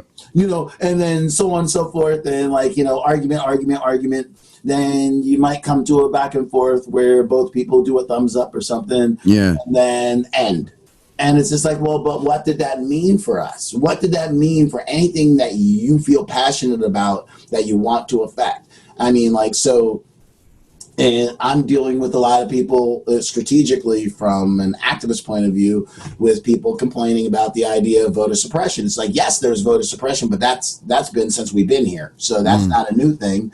But why is it that when we had to face dogs and straight up Fire laws hoses that stopped us, and crazy straight up laws that stopped us, we were still able to get people to the polls in numbers. Right. Like, you can't stop us. We're still going to vote. We're still going to do this. Then now there's we have more resources than we ever had. Hence always using the metaphor of the vibranium. Yeah. We have more resources than we ever had. And we allegedly have more people on the field to help than we ever had, AKA allies. Yeah. So why is it that if we understand that like, you know, there's voter suppression mostly in areas where conservatives hold the fort, why is it when we have all these systems to be able to engage people, why isn't that we have gotten people like, okay, well, you want to cut our vote there? No. What we're going to do is we're going to have a campaign where we're going to make sure that every elderly person can get to the polls. So you're trying to fuck them up by saying like they have to take this thing, understanding that like an 80-year-old person in those regions, especially people of color, are much likely to not have documentation of that fits. Like, you know, so then make sure that you then go on a campaign to get the people the documentation they need and get them to the polls. So it's the idea of like I always liked in my classes, I always use the example of the Black Panther Party. So then, like, you know, not the new Black Panthers, they don't exist. But I'm saying like the original Black Panther Party, because I mean, that was, I on my website, I have a thing posted that the original Panthers had questioned who the fuck was funding this new Black Panther Party. Like that's not, it's got nothing to do with us. Like none of those people are sanctioned. So then, like, you know, so who are those people? But in any case, the original Black Panther Party, their idea was like their first action. By the way, do you know what their first action was? As a party, I do not know. Okay, so the Black Panther Party, which was started by two people, Bobby Seale and Huey P. Newton, who met at Merritt College. I've heard of Bobby Seale. I don't know why, but I've heard that name. Yeah, because he's still there. Bobby Seale was the one who was trying to debate. Okay. He tried to debate new Black Panther Party people because he was just like, well, I was one of the two founding members of the Black Panther Party, and we don't know who you people are, and they refuse at all to debate them. Right. Yeah. So that's a whole different conversation. But my point is, to the positive part, the idea is that, like, the first Panther action was getting a traffic light put in. No guns, you know, but they still had their look. So they went into a situation where Christians, all these like religious groups and so on, and community groups had been petitioning the community forever to try to get a stoplight, because that was when they were putting interstates through our communities. So then all of a sudden they drove an interstate right through the community. Now your traffic patterns change, and a bunch of people got killed and injured, and it became a deadly street. So then you now have people speeding through your community that weren't before. So then they came in. So then the Panthers came into being. Again, they met in college as law students, just being, okay. You know, they weren't thugs just hanging out in the corner. And so they then created the situation where, okay, so what we're going to do is we're actually going to become crossing guards. So then all of a sudden you have people in what Black Panther regalia. With stop signs and stuff? walking people across the street. Yeah. Okay. Walking people across the street. Then all of a sudden the city council goes, whoa. Traffic light goes up. Yeah. There's problems. Second program, the food program. So then the breakfast program, which every kid in the United States now benefits from. If you have a school, if you've ever eaten school lunch, that Right. came out of that breakfast program of people understanding that there was a bunch of kids that didn't have enough food to eat, and they were testing below other people who actually had proper nutrition. Nutritious breakfast. Yeah. Right, Yep. exactly. Yep. So then, but in each situation, they stepped in. They contacted all their friends that worked at stores and so on and so forth. So they started feeding people at this church, at this Episcopal church. And they used that as their home base to then start.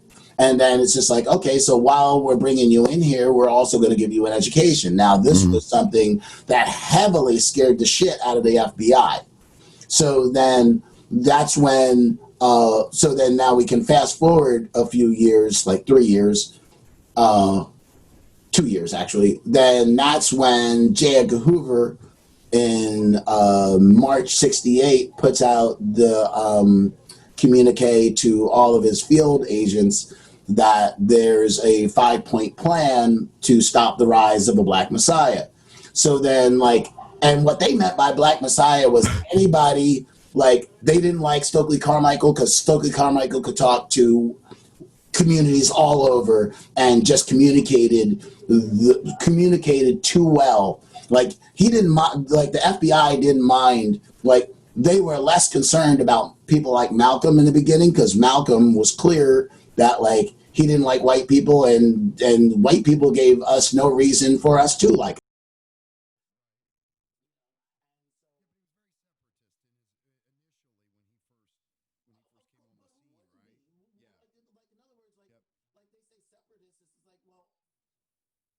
The Klan murdered his father and uncle. I'm not at all saying it wasn't warranted. No, but I'm just saying the idea, but the idea of separation, like Yep. nobody would even use the term that like a Jewish person that didn't like a Nazi was separatist. They would say Right. they didn't like a Nazi. Right. Separate, like all of a sudden now, like Malcolm was seen as a separatist when he was just focused on the idea like Yeah. you you can't look at the history of what we're dealing. You can't look at the history or the Right. current Yeah, but situation. see, but I don't think they were as threatened by Malcolm as they were of Dr. King because Dr. King was the other side of the spectrum, really, right? Well, He was more of the. but they weren't threatened by King though. They weren't You don't think threatened by so? King until King started getting money. No, I mean we know because we have the evidence. So it's not a guess. The idea is like they weren't threatened by King in the beginning. Oh, because they assassinated him in the end, right? Of course, but in other words, it was each one. Malcolm they had to kill once. Like if Malcolm had stayed in the Nation of Islam and they Right. had that split, they would have loved to keep Malcolm around. It was the moment that Malcolm left the Nation of Islam. Right. And then when he Right. went to the Oxford Union and got the largest and debated that motherfucker and beat him down and got the largest standing ovation that the Oxford Union had ever given up until that point. Yeah. That was the moment that Malcolm became dangerous when he was going around the world talking to all these people, because then America is really good at framing things for people, but it's not like America's a bully boy country, but not an intelligent one. So Yeah. it functions under the idea of I can shut you up, not that I'm going to debate you properly. Well, we just did a podcast with Reed Dillashaw on Tom O'Neill's book about Charles Manson and the '60s and the 20 years of documented Freedom of Information Act requests, evidence that he was able to obtain and that was in the programs like MK Ultra and the civil unrest, the racial unrest that the government was absolutely fomenting with inside of groups through both agent provocateurs. They were embedding CIA agents in the Black Panthers. They were embedding 100%. CIA agents into white nationalist groups, and they were organizing them to meet in violent ways with each other. And I always got this impression that, or I guess I shouldn't say the impression. I guess especially after reading that when and they're okay with that. because through the chaos, which is the name of Tom's book, through the chaos gives them purpose, because then they're the ones that can come in and say, we're law enforcement and we're going to make this all right, and without us, look what's going to actually happen, while subsequently secretly they're fomenting a lot of this kind of stuff. And then we've seen it recently where, I mean, it's hard to argue some of the video evidence we've seen of who's breaking windows and starting shit, and to me, it was just like, oh, look, this is the same playbook over again. This is exactly what Tom O'Neill documented. It's 20 years of research for him, but it goes all the way back to the 60s in our country. Technically, it goes back to the idea of the application. Didn't mean to cut you off, but it's important to note that this is what HRAP. I have an album that I use in my mixes a lot. From that, it's of HRAP Brown giving a speech in '67. Okay, and so he points out the idea of the same systems and techniques that the country is using abroad is what they're bringing home. Yeah. Yep. So the thing of divide and conquer. Right. If you allow your government to do it to somebody else, eventually your government's going to do it to you. Right. Like so they had brought like that idea of destabilization. Yeah. It's like, hey, America, it doesn't matter whether it's like where America was on both sides of the Iran-Iraq war. Right. It doesn't matter. Even understand that even during World War II, another great book, Edwin Black, The War Against the Weak. And he he has a book before that, Jewish brother researcher. He had the book that preceded that was IBM and the Holocaust. And so he pointed out all through their own through documentation, everything is documents, that IBM the Nazis were their business partner out World War II. Yeah, a lot of those Fortune 500 companies. They were right, but specifically, they were the ones that created the indexing system. And ironically, IBM created the index card system so that way the Nazis could document what they were doing. Right. Simultaneously, ironically, when the Nuremberg trials happened, IBM was the one that created the translation processes so they could have this international trial for the first time. So just understand what capitalism does, not to mention the idea that the eugenics society, which actually being in Brooklyn, that was in Cold Springs Harbor in New York. So the idea that Cold Springs Harbor, that's where the eugenics center was. And so there was a ton of Nazis, including Hitler, that got awards from American and British eugenicists. So then the reason why I bring the network up, because there's this because of all the batshit crazy A to D connections, we then ignore those kind of things like, Freedom of Information Act requests. Like, if you've ever read Operation Northwoods, you would understand the idea that things are drastically different. Like that's not something that came out of somebody's mind. That's a 14 page, well, it's technically a 16-page document, but oddly enough, 13 pages out after you remove the first 2 pages and the back page. 13 pages. That's what Operation Northwoods is. And it's an amazing document. Anybody who hasn't read it, Google it. And it explains the idea of basically, but it was what they wanted, what America wanted to do against Cuba. Yeah. But I was the internet strategist for Congresswoman Cynthia McKinney, and she pointed out the idea that the beauty of Freedom of Information Act requests is the idea getting a whole bunch of COINTELPRO documents. These are seeing the government's playbook for the first time. Ever. We're really seeing it, yeah. Yeah, and so the idea of with Operation Northwoods, they were going to create Russian MiGs, because they had the parts to create Russian MiGs, and it says it in the document. It's not any conjecture.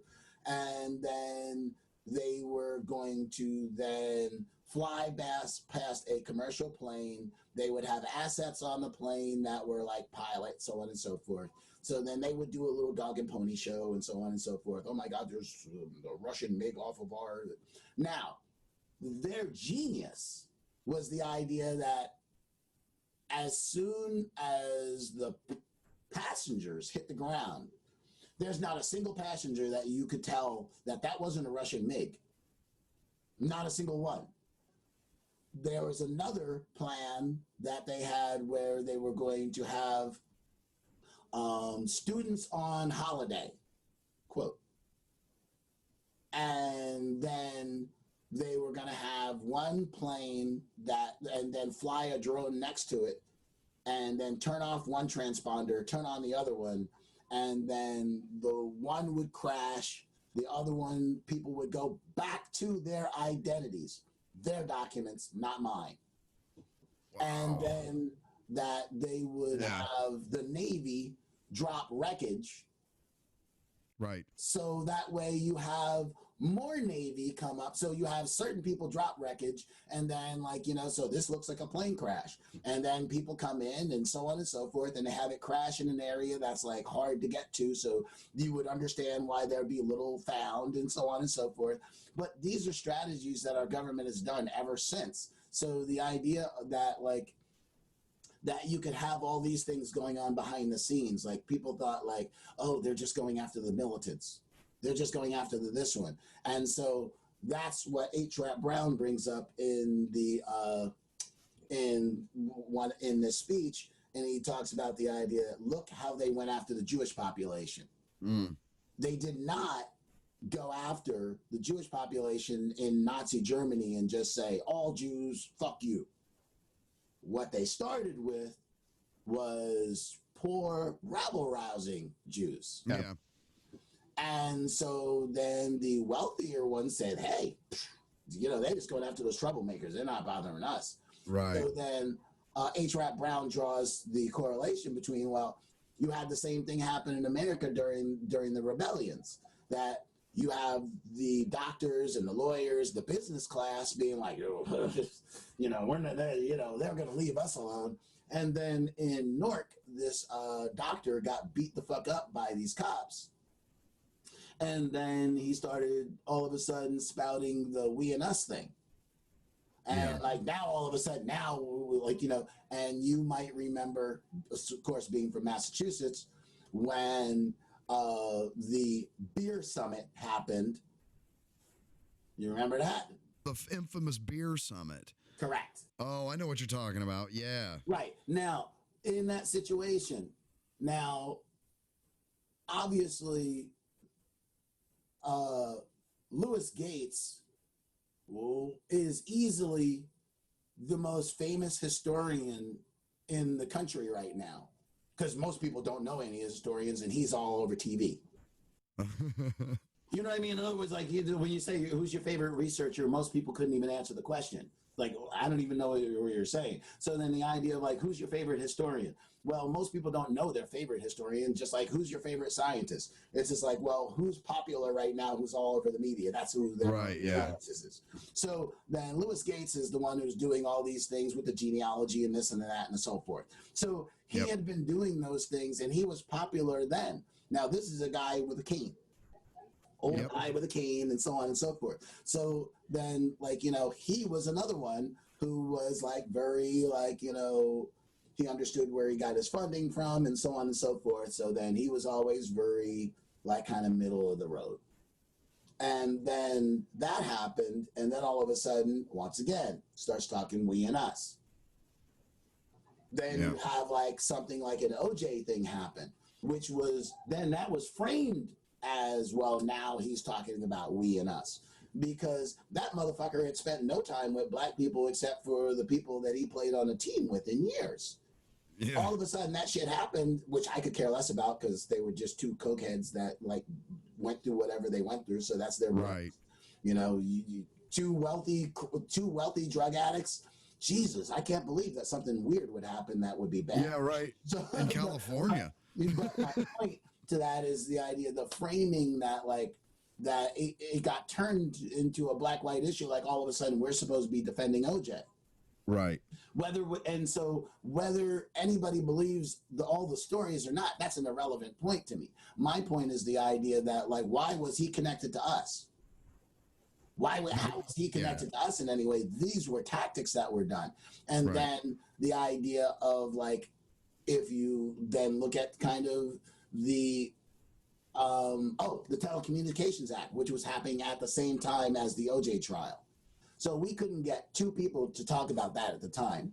Right. While we were protesting the Telecommunications Act that was passed by Clinton and so on and so forth, we couldn't get any bandwidth because everybody's talking about these two drug addicts. Yes. What the hell happened with them? Now, all of a sudden, we're living in this blowback of all these decisions, everything that you can see, starting from the discussion about Northwoods and the documents that the brother that you interviewed and so on and so forth. All these things frame or set the scenario where we can see that there's this stuff that we were told on one side, and then there's these clear facts on the other. And that gets right back to that dissonance that we were talking about from the beginning of this discussion. The idea that eventually people will, their lived experience will easily translate into something different. So when you have the lived experience of people, like when you're talking about people wanting to go back to work, well, we both know that there's a bunch of people who just aren't going to have work. That's not the way it's going to be. When you have Operation Northwoods, when you have all these different things, when you have anybody who bothers to look at documents and even though when the Johnson administration had signed the Freedom of Information Act, Bill Moyers, who used to work for Johnson at that time, famously said that Johnson called it that damn bill. Yeah. No, they hated it. Right. He hated it. Hated it. Right. He was forced into it. But the point is the idea that any living in a quote unquote democratic society, the one thing that is the benefit is that we have access to all operational documentation of our society. Right. And so when one bothers to look at that documentation, they will realize that the society that they learned about in school, in most schools anyway, and the reality of what the society and its inhabitants are engaging are two different. Big time. Yeah, Darryl, the thing that busted it open for me, full disclosure, was the documentary called The American Drug War. I think it's called The Great White Hope or The Last White Hope. Have you ever seen that? It's blurry.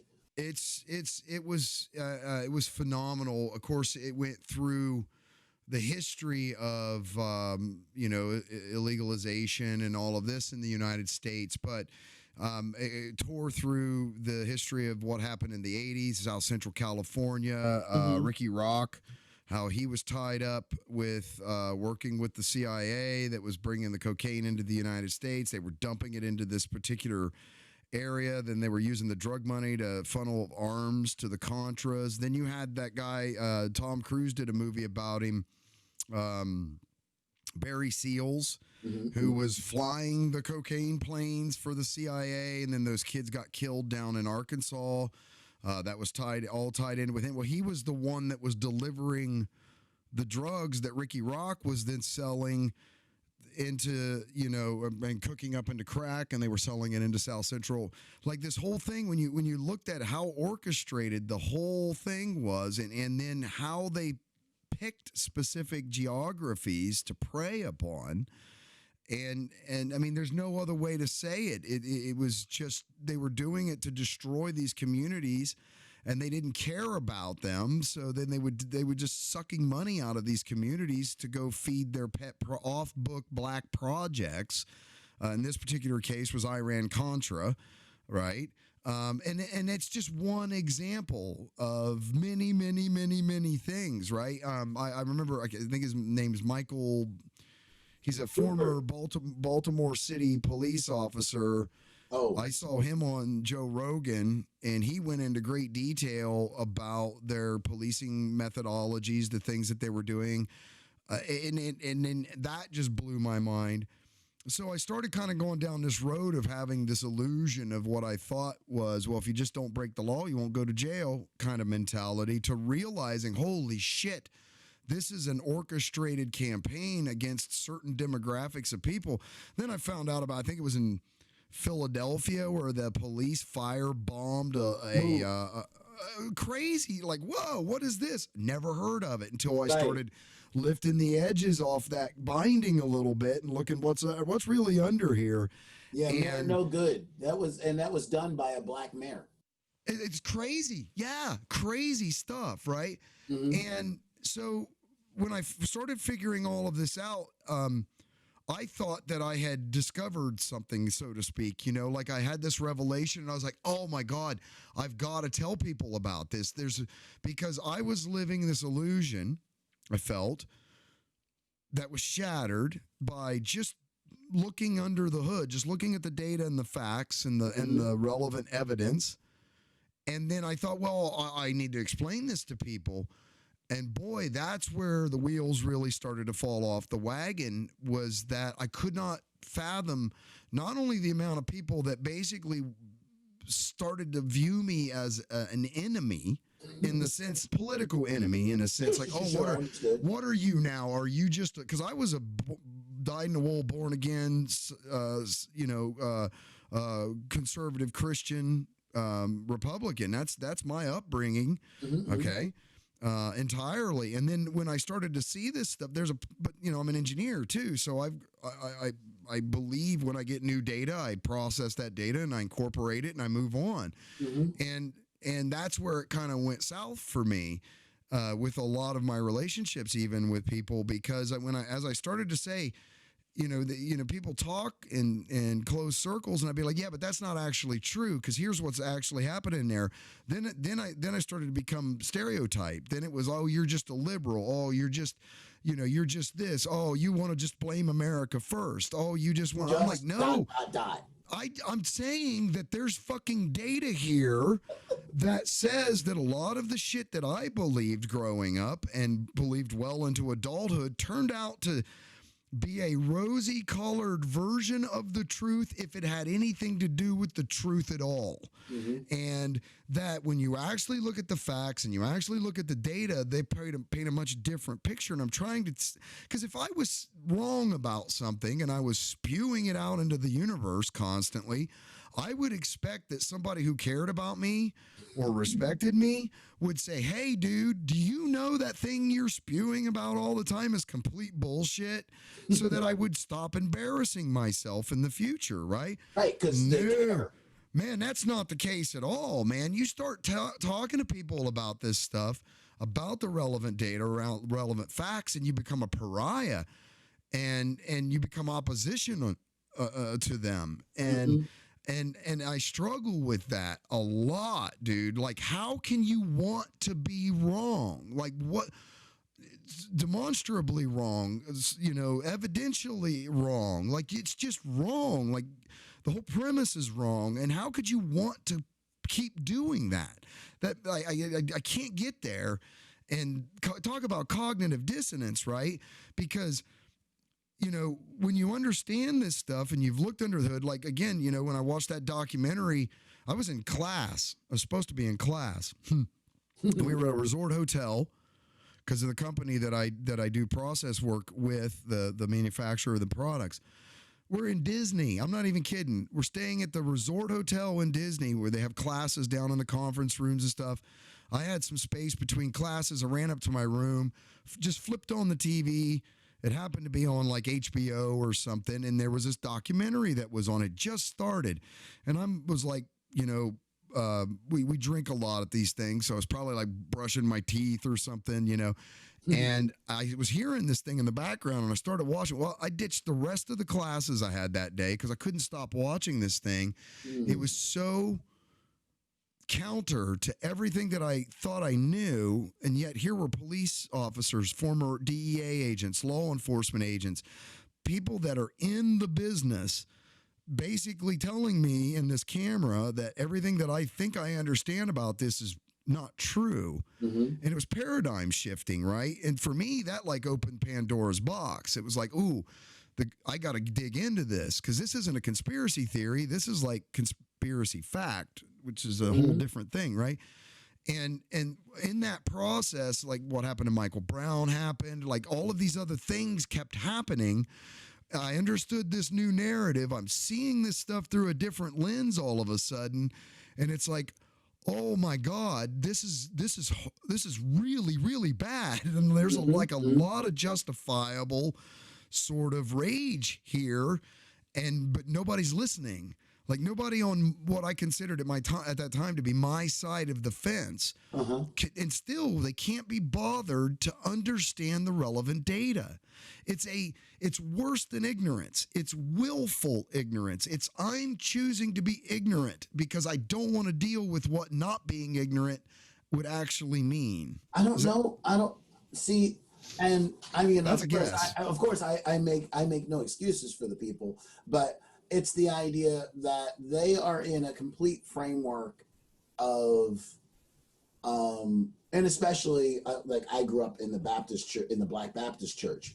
So I also understand the idea that like what happens in these environments where people are, as I said in the beginning, where people who walk by faith and not by sight, then it's hard to then tell this person like, everything they believe is anchored into that.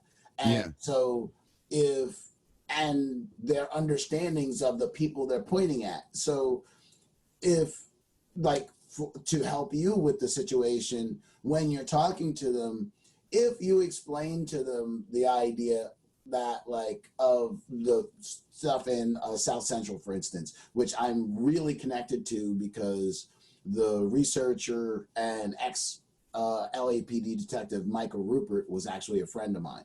Oh, cool. And okay. So, so you know exactly what I'm talking about. Exactly. Okay. Granular detail. I did the last big interview with him. Oh, really? Yeah, I didn't know that. I have it online. I did a 2-hour interview with him. He only did it because I met him through Cynthia McKinney when I was with her. She was having a strategy session. And after going to the UN, and she came and she was coming over and she said, "Do you mind if I bring some people with me?" And I said, "No, of course not." And she walks in with this legendary French journalist, legendary Latina journalist, and Michael Rupert. And we're all sitting in my backyard just hanging out talking. And so, but my point is the idea that to help you, yes, they put a lot of money into destroying like Black and brown communities because that's what they did. They also spent a lot of resources dumping acid and such into white communities. Oh, and now to tie the bow, the capitalist thing that we talked about from the very beginning is why people had the meth problem, because if you weren't following a capitalist model, those little pharmacies would have never been able to move so much drugs through their areas because they were doing it documented. They were just buying it. Nobody said anything, and they were just big. For God's sake, yeah, man, Right. So if we actually lived in a real society that cared, they would have seen that amount of like budget for investigative reporters. We would have never known that ever happened. Darryl, the banks have never laundered money for drug cartels. They've never laundered money for terrorist organizations, right? I'm not saying anything about my good banks. I mean, like, it's all sitting in bank accounts. There's a paper trail. We know exactly where it goes to. And we run around thinking that the only solution to crippling these organizations is militarism, borders, fences. And it's like, well, why don't we start with grabbing all their fucking money? I mean, we can legally already do it. We have all the laws that we need to legally do it. Right. So why aren't we doing that? Oh, why no. didn't Actually, brother, ask yourself the other question. Why is it that those laws are only used on poor people? Right. Because in other words, if like the average poor person who gets busted in some kind of drug money laundering situation, it's asset. They're taking everything. Yeah. Simple asset forfeiture. Yes. Right. Yep. Exactly. So we're seizing all your stuff in that situation, and then this other scumbag that has been embezzling millions of dollars over years and years and years, and who documented it, they still leave them basically wealthy. Yeah, and they get guaranteed buyouts of their contracts, and to say so full circle, right? That one of my issues has been I think there's a lot of things that the Constitution kind of gets right, and fair and equal representation under law is one of those things. But fair and equal are big ass words here, and we don't live in a fair and equitable society. Let's put it this way, brother. Think about the idea of the repetition. I do this in my media literacy class. Why do we always say fair and just? Why do we say peace and freedom? If you have freedom, you have peace. You would think. If you have fairness, you do have equality. Yeah. But they need to use, again, the lexicon. Shape this so that way it's like, okay, so it's fair and just. It's just like, yeah, but why? No, it's not. A fair legal system would be equal. And then we still parrot that is a fair, just society. We know that women have never gotten a fair shake as long as there's been structures that have been documented. Women have gotten a raw deal. And yet we say fair and equal. That people immigrated here. And this was one that was big in my family discussing the idea that isn't it interesting that when people were mostly immigrating here, from Europe, they were saying that it was the land of opportunity, even though they knew what had happened to Africans and what had happened to the native inhabitants. Yeah. Which was just and after all that, in the 60s, when the immigration laws changed and a bunch of brown people were able to then come in, that was the same exact thing, that they came thinking land of opportunity, even though you're going to someplace where all these things have happened to tons of people who are already inhabitants. Yeah. And it's easy. And I use the female example because if you remove the ethnicity factor or poverty factor, why is it that women are the majority of the population, the majority of the people who are in college, the majority of people with degrees, the majority of the people in all these situations, but yet they can't break the yoke of oppression against them because it's structural? Yeah, it's cultural too. Well, structure. Yeah. Well, the structure is the culture. It is the culture. Yeah, the structure is the culture. We decided that that was a woman, so then of course, and thusly, or that person's poor, and thusly, or that person's brown, and thusly, or whatever it is. But we have all these constructs that have been shaped and framed over a period of time that now prove themselves to be faulty. So then from media sources like you and me to the idea of the sanctioned media, everybody is forced into this realignment that says the economics that we are facing are going to fall apart because the structure, no matter what anybody says, the structure is faulty. Yeah. Because we've been paying money, as I had said before about Sandy, we paid money into a system, and all these people were really big into where I grew up. There's a big Trump supporter area now. it was really a progressive area when I grew up there. Maybe that was just what I thought, but or just the people I associated with. Right. The they spent all this money in this, and they said, like, we don't want big government, so on and so forth. They then get screwed, and then as Sandy happens, they start getting screwed, and then I watched people complain about price gouging. Yeah. And I said, price gouging actually doesn't exist. There's no such thing as price gouging. Price gouging was a government program that was a law put in place to stop people from doing this. If you just don't want any, but the Ayn Rand thing said, her philosophy said, hey, you know what? If you have that situation, you don't need big government because people will then. That's right. And the markets will set the prices. Will come in and it'll take its place. Yeah. And Bill Moyers has legendarily debated. It was Donahue. Phil Donahue dropped her on her head, had her on his show for a full hour, and then debated her. And she was talking about it. And now he did this in like '88 or something like that. It was really dope debate. Well, I think the whole COVID response by Americans certainly, for me, puts the death nail in the Ayn Randian idealism of that when you give man relevant information and leave him to his own devices, he will make the right choices. Bullshit. Not true. Globally not true. Most especially not true in the West, and especially in the United States, because we've given adults all of the relevant information.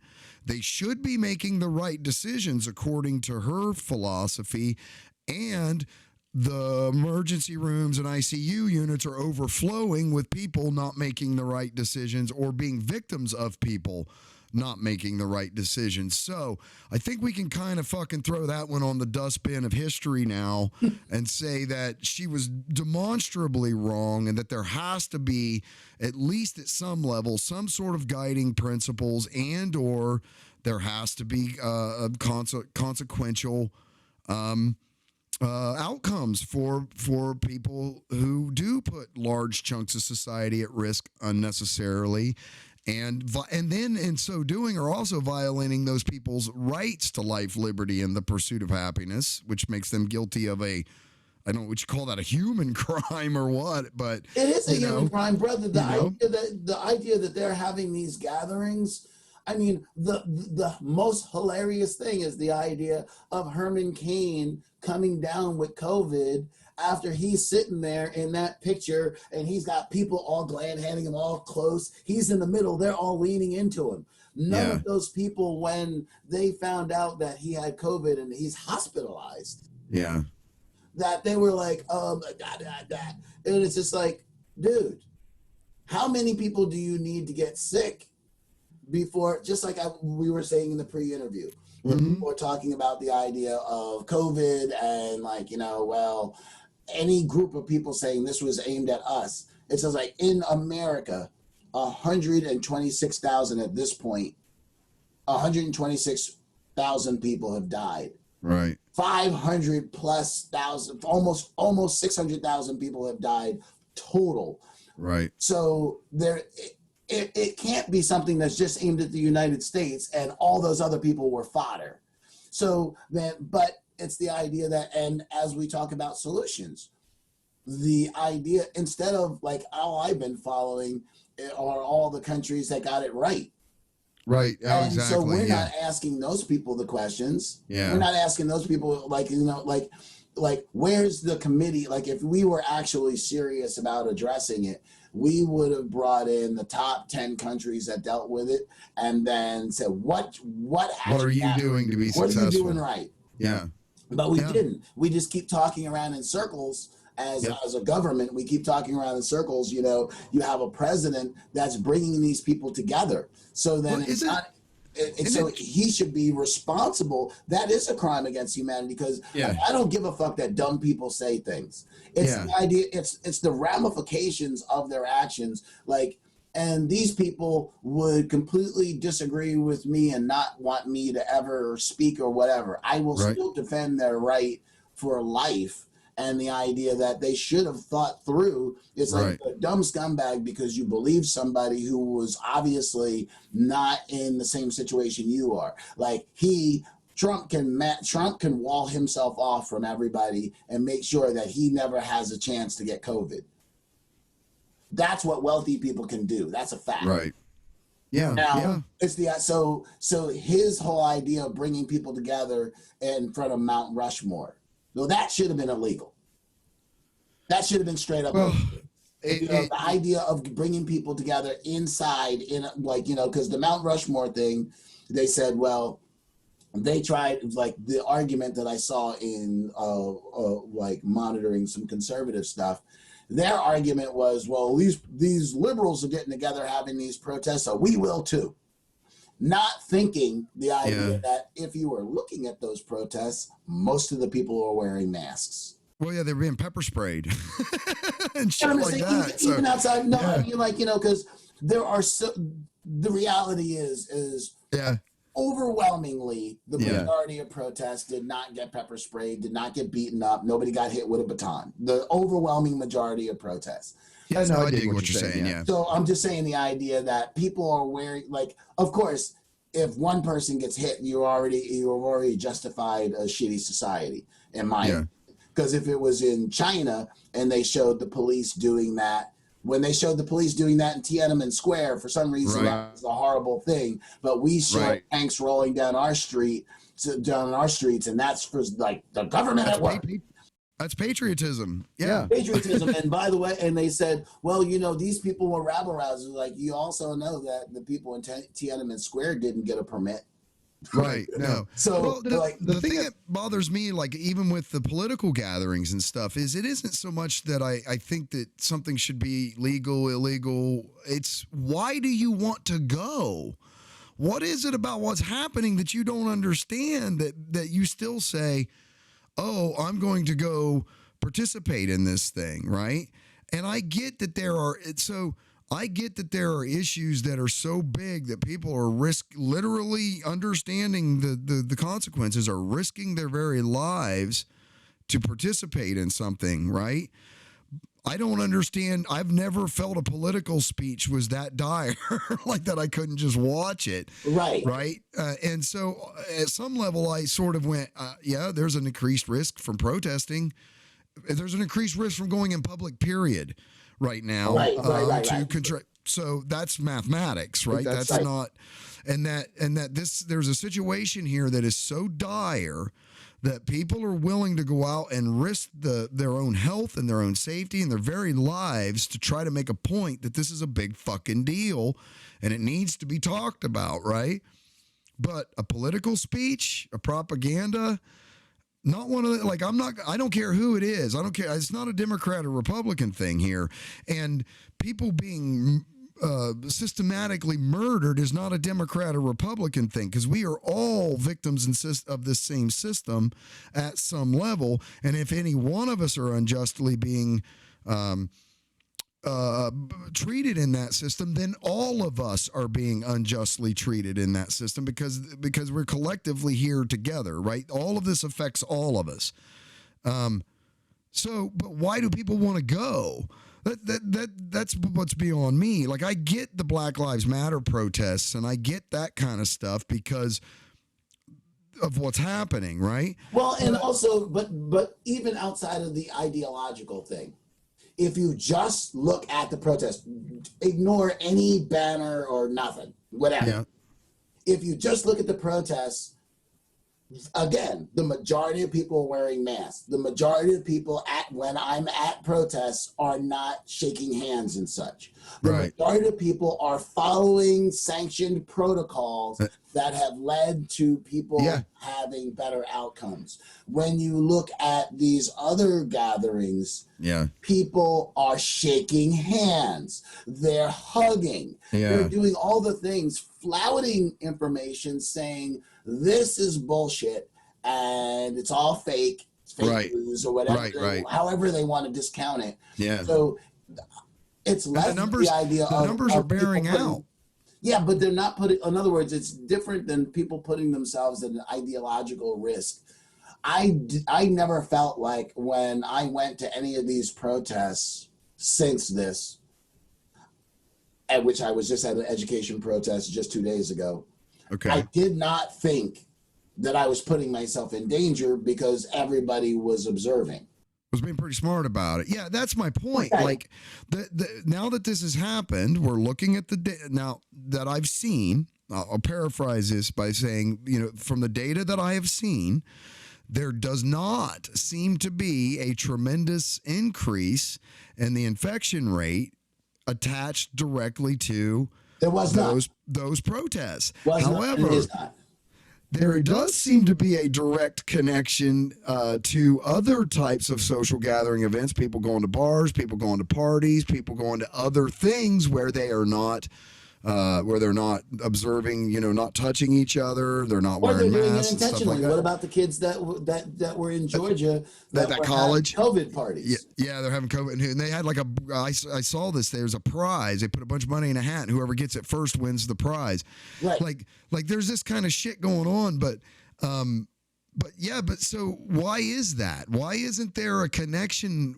See, if you want to live in a free society, you have to then, because otherwise this won't work. Right. You have to understand that if I have rights, that my rights end where they start to begin to infringe on your rights. So we all have these rights bubbles that we're bouncing around here in, okay? But if I don't believe you have the right to a rights bubble, the whole system breaks down, because if nobody believes anybody else has rights except for me, then nobody has rights, and the whole thing just spirals into anarchy and chaos very rapidly, right? So that being said, there has to be a mutual respect for any of this shit to work. It has to be inherent in the system, or the opposite of that is living in a progressively more and more structured authoritarian society, because people can't grasp this concept, then you've got to tell everybody how they specifically have to act, or again, it will devolve into chaos, right? Well, I think there's two things wrapped up in there, though, right? Because I think no system is one thing to everybody. So this system, from my perception, has been an authoritarian state from the very beginning. Oh, I've known no other. Or if you're poor, Yeah. so then when the kind of, again, a Malcolm X joke that was very poignant when he said, "Yeah, we're all in the same boat, but some people came here above deck." So Right. so it's also the idea that there is immense unfairness in the society. But hey, you know what? The documentaries that I just saw on the World Channel 3 weeks ago or 2 weeks ago about areas in Kentucky and such that are suffering from meth, and now they got this whole COVID thing on top of it. And they were showing this community that had been doing well, normal working class community. It got hit with the whole meth thing, and now that whole city has basically devolved. Oh yeah, So that should be the thing that people see within their own community without pointing at any other situation. I agree. Those people who are in other words, those people are suffering while the pharmacists that made the money, they're doing great. They're not suffering because they don't even live in a society. They don't live in a community where any of those people can get to them because there's gates in between that. Right. So, and every place they're going. So it's the stratification of the society, like in New York City, where Lincoln Center and all these big arts places Lincoln Center was built where it was a deal that was made, and they knocked down a bunch of projects way back when. Go figure, right? And Yeah. so, like, city Central Park, where everybody comes to New York, that was Seneca Village. That was one of the first black communities in the United States that was Wow. destroyed. So, like, in all these situations, you run into another prime example that like has been bothering the piss out of me forever. I saw this on the local news, which is News 12 here on cable. I had seen this story on the Italian Heritage Museum was raising their rates. So they had tenants. One store downstairs that used to be third generation now. They had been there forever. Used to be a little fruit stand type thing with the grandparents who had immigrated here, and then that got turned into a restaurant. They turned it into a restaurant. The new generation turned it into an Italian restaurant. Okay. And then there's an elder sister who lives upstairs who's like she was like 92, 93 years old. And this sister, again, she was a person who had immigrated here. Yeah. So she's seen it all, right? So they were trying to raise the rates. So they wanted to basically double or triple the rent and they were charging them like $18,000. They wanted to raise their rent to like $18,000 or $19,000 a month or some shit like that from like $9,000. And they were like, we sell pasta. Right. What are you talking about? Right. We can only sell but so much pasta. Now, the reason why I like using that example, all the people involved are of the same ethnicity. All the people involved and the person the group entity screwing them should have had the best. Like when they interviewed that elder sister, brought me to tears because I was like, you know what? It would have been so easy for these cold scumbag capitalists to just go, you know what? We want to make more money. This is 90 in her 90s. She looked frail already. She ain't gonna be around long. How about we just wait? Right. Yeah. How about you wait just 5 years for this sister to pass? You have your big event, and then do your scumbag shit behind the scenes and nobody. You know what I mean? Wait until hold this business there, because this business represents your culture. Yeah. Like, how do you destroy it and say, oh, well, we just want to generate some more revenue? It's just like, well, this is a third gen. Like, this should be like, to me, if I had been on the management of the Italian foundation that was handling that, or historical foundation, I would have said, this is a shining example of what we should make sure, we should absorb this into it and have this as an example, so that way 7 generations from now, it can be like 10 generations ago, this family has been here, and we're going to hold this business as a shining example, and so on and so forth, of what the beauty of our culture and so on. But no. Yeah, it turned in. Yeah, so to me, there's a great way they could have spun that too into this heartwarming thing that made them look super freaking good in the community, and it could have become a marketing thing for them. They could have picked it up on the back end through increased business and different stuff. No, you're absolutely right. You know, I've been having a conversation with my sister a lot about this kind of stuff lately too, and one of the concepts I was explaining to her was the manifest destiny. And how, so we live in this country where a bunch of Europeans came here, and then at some point later, a bunch of them decided they didn't want to pay taxes, among other things. And then they wrote this document that said that all man is created equal and endowed by their creator with certain inalienable rights. We'll go back to the Independence Day thing. Yep. But we had literally come here and took people the indigenous people, and said somehow through this concept of manifest destiny that because we're giving you culture and shelter and technology and all of these different things that we're giving to you, we're raising your standard of life. Thereby, it justifies what we're actually doing to you, which is taking your resources and your land away from you. because we're smarter and because it's the right thing to do because we're smarter, right? That was the like weird justification. So in that becomes this baked in thing like savages.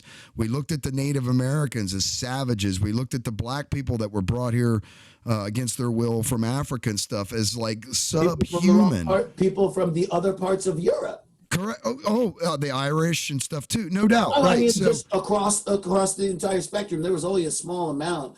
You got Belgium, Britain, Yep. France, and a few others that were like the beneficiaries, and the rest of Europe were basically suckers to them. So we built this country, right? And we on these grand ideals and big sweeping speeches and all this kind of stuff. However, we've never reconciled those concepts against our own actions and our own history. And them chickens are going to come home to roost eventually. They're coming home to roost now. Right? So that's my frustration with all of this is like, when are we got to get this over with? Like the sooner we get through this, instead of daughters of the Confederacy whitewashing the fuck out of our really ugly history and some of the things that have happened, isn't the right thing just to freaking get on with it and get through? Look, there's been things we're going to have to address. 3/5 representation. I don't give a fuck if you like it or not, white folks. We're going to have to deal with that. That is a fact. That happened. That has had a precipitous trickle-down effect through Southern societies since it happened. Through society. And society, period. Right. Yeah, but those were the least represented. Oh, right. Felt it the worst for sure. And you can't sit here and go, well, it's all equal. No, it's not. It wasn't. It's never been equal. The capitalist society, you can't have. I guess that's the reason why in the beginning, I think that was in the pre-interview when we were talking about like my students and such, my own personal benefit in comparison to how they grew up. Yeah, that's the reason why. Like, so it's. Yeah. It's not, you can go food group to food group, apples to apples, and you're still going to end up with an apples and bricks scenario. That group A within that group, subgroup A is doing better than subgroup B because subgroup A had this list of things versus subgroup B had this list of things. And so the idea of like the to bring it home, and the idea of like, what does it mean for liberty? Well, a lot of people are asking that question now, like on this day of all days. Yep. Well, on this day, it's very important, right? It's like, well, what does it mean? What does liberty mean if you don't have a job? And now people who never ever thought they'd be out of work are out of work. Yeah. And they always said that we can make it as long as you work hard and you fly right and so on. Now that was always a lie. Right. It's always a lie. It's just like, well, and just like the lie of, we don't like gender or racial quote unquote quotas. Of course you do. The society was built on them. Yeah. Saying that only this white man can have a job or that this woman or this person of color couldn't, that's a racial quota. Yeah. Like, but the idea of just saying that, like, well, gay people want extra rights. No, they don't want to be fired because they say I can't I can't fire somebody say, you're white, you gotta go. Yeah. And they shouldn't, and they can't, although they do. It's just like, different situation. But like the whole idea is that when people say extra rights on a day that the society wants to get together and blow off fireworks and all that bullshit, think about what the fuck rights means. Like now, do you have the right to a job? Right. Do you have the right to housing? Because those are the two things that get beyond any economic, ethnic, social philosophy. There's a simple fact. One, if you don't have money, job, you will not have housing, home. Right. So those two things are facts. Now, in a time when people are being pushed beyond the rhetoric of everything, because America's a rhetoric, every country's a rhetoric country, but America really structured on it, as Chomsky said, in like a totalitarian state, they have the power of the bludgeon. So if you don't want to acquiesce, I got something for you. Right. Yes. In a capitalist democratic society, the bludgeon is propaganda. Yeah. I need to get you to believe that this is in your best interest. I need to get you to believe. That's why people use the phrase like they had the feeling that they were involved. They didn't say they were involved. They said, I had the feeling that you were involved. So these kind of euphemistic structure that we built ourselves on, probably best articulated by Brother George Carlin. As we built these euphemistic framework, what has happened with COVID, it forced all of the structures to blast apart like that. Yeah, they so snapped. The moment that so you can't fight this virus, so then okay, you had to close down you have to close down. Now that then forced and begged the question, what, as the wealthiest society on earth, what kind of infrastructure should we have to address this? And so we have proven that our infrastructure is faulty, and the idea that people are talking about the economics, and Trump is talking about how we're roaring back was the quote. Yeah. The economics roaring back. Okay, sure. So yes, there's a certain amount of people who were rehired, but that was only in people working in hospitality. Mostly. So, yeah. Well, almost all of the new work coming back online were hospitality and people working in the service sector. It was not big corporations, because if you're high enough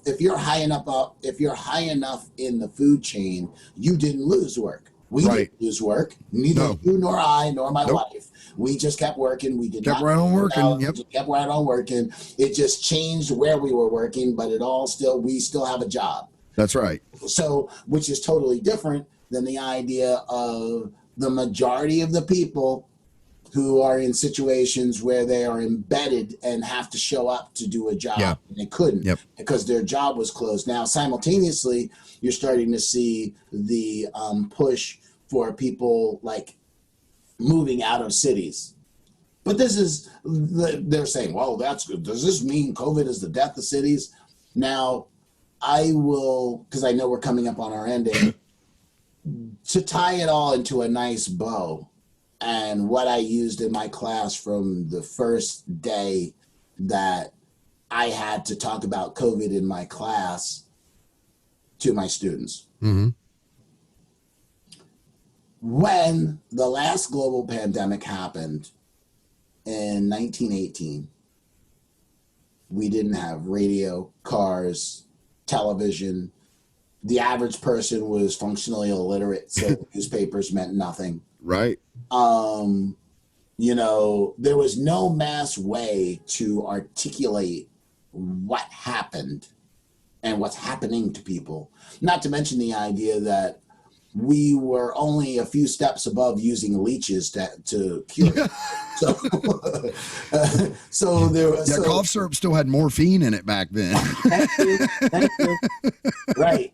And Coca-Cola wasn't far off from having cocaine in it. Yeah. Mm-hmm. And so the all this happened, true. If we then center on America, 2 years after the last global pandemic, women got the right to vote. The suffrage movement, yeah. 3 years after the Harlem Renaissance took off. And we had this thing called the Roaring 20s. Yeah. right up until the stock market crashed. Right. My point is the idea that, like, what I ask my students, what rights and wonderful renaissances are happening now? It's you're just not paying attention to, or that maybe you're not Just seeing, what's kind of happening thing. now. Just, Yeah. just not even what. It's not a pejorative or anything. It's just literally what's out there now. Is that the expectation given the history is what you're saying, Well, though, my right? whole thing is the idea of, like, you don't, like, the long arm of justice is not bent to, it does not bend towards justice or freedom. The long arm of liberty is, it's like you are in an MMA fight and I need to get this motherfucker to tap out. Yeah. How it functions. So it's tasking my students. It's a call to action. It's like, this happened then. With all the resources we have now, what can happen now? What can we make happen? What can happen? What can we make happen? So so you feel optimistic then. I'm reading that you feel like that this is a moment of change towards an optimistic ends here through all of this, because I kind of feel that way too. I think this is, did we finally find the straw that breaks the proverbial camel's back, and now we can take a step, claw an inch forward here collectively. And I think the answer is yeah. I think it's real possible. Yeah, well, it's less of optimism than, as I told you in the pre-interview, my father always used to say, pay attention to where people are screwing up. That's where your opportunities are. Sure, every time. Yep. Because of that, if you look at the structures as a strategist, which is one of the things that I do for organizations and stuff, you can clearly see that most systems were in a form of stasis. This is the way it is, thusly as is always. Right. Don't go rocking the boat. Don't go rocking the boat, so on and so forth. But now the boat has capsized. Oh, yeah. And so now, like, just as we were talking about with skyscrapers, with every structure in our society is now being reassessed. Being challenged. So then when this kind of thing happens in any society, and especially since it happened globally, to me, what I articulate to my students is we are now in a game of social global musical chairs. Interesting. And so there's a bunch of people who are going to be able to sit down, but the majority are not. You need to figure out, how do you get your butt in a seat? That's what you're tasked with. And that's going to be as unique as every individual to execute. That is. It is a reality that this is social musical chairs, and a whole bunch of people who used to have jobs won't. The idea of people moving out of the cities, and that was naturally going to happen because people moved to cities for jobs. If I didn't live in New York City, if 64 to 97, I lived on the Jersey Shore. Okay. From 97 to now, I've lived in New York. Okay. Had I not lived in New York, all the things that happened from 97 to now would not have happened. Mm-hmm. They were not capable of happening in a small town environment. Right. I needed to be able to go to meetings. And the idea that, just to be straight up, the idea that all the jobs that I saw that were money jobs where people had power were all white, and nobody that was brown had any authority, and nobody that wasn't capitulatorily brown, I feel you, could get any power within groups. So being a proud Black person, I needed to be able to bring myself, just like I expect everybody, no matter what your ethnicity is, to bring yourself, so that way we can all come to the human table unencumbered. Mm-hmm. And so if we keep coming with this framework of the you know, this is always as it has been, or these are the experts said X, Y, and Z, versus the idea that like just saying expert becomes this term that's very broad as well, you know. Mm-hmm. And so the idea of just following like some simple things that get beyond the tangibles, you know, like, okay, well, people can debate back and forth whether what the ism is that they want to support. But what we do know is that we're in a form of right now, this is the problem that we face as a global problem, is the idea that what societies can shore up their industries. Okay. So when you look at what's happening in Europe, they're shoring up their people a lot more than like in America. We keep doing all these kind of like, okay, we'll send out $1,200 everybody, and that's gonna solve the problem. Right? Yeah. Like, we're done. And Yeah. or the idea that like we're just gonna like as if we're just gonna open back up and everything's just gonna go back to normal. It's like right now, like I said, we're now in month 4 of people not being able to pay their bills and pay their, and especially Exactly. bars and such being able to pay their rent. Yep. Because they were already paying absorbent rents to start with. Right. So then now they're in a situation where everybody's being forced into like, now you have to pay all this money, so on and so forth. People are going to move out of cities because now we know that a lot of companies all over the planet are cutting back on the idea of having any kind of skyscraper or whatever.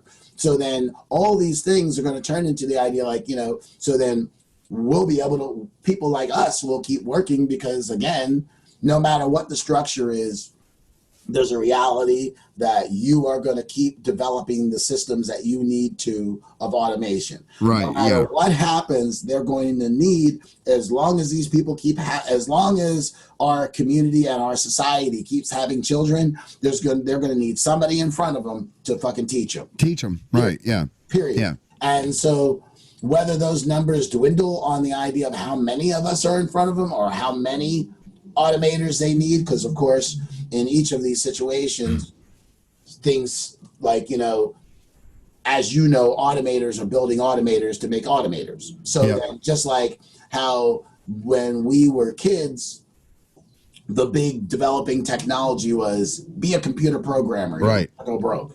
Right. Now this is like, you know, people say I'm a computer programmer and it's just like, all right, well, it's cool. But in other words, that there's a shelf life is my point. Yeah. Everything has a shelf life. Yeah. Everything has a shelf life. So it's but where you position yourself, like, so when I was 40 was when I moved from like doing tech stuff and being a theatrical technical director and working in production on that side and going into the idea of I need to get into education. Yeah. Because at 40, I knew, which was 16 years ago, I knew that I didn't want to be carrying big stage pieces and shit when Right. I'm fucking 60. Yeah. But I knew that I had to make a change then. Somehow. Right. Yeah. So then that took a lot of volunteering and so on, because I also didn't go to college. So it then took that Malcolm X definition of luck.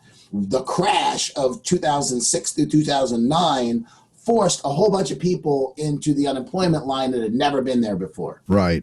So when these people showed up and you had these business people, and then they would normally deal with people in getting unemployment, like, we're going to mandate that you take a resume writing course. Now you're going to tell somebody who just ran a company forever that they need to learn how to write a resume. Yeah. Like, their problem wasn't a resume. Their problem is the idea that like their industry closed down.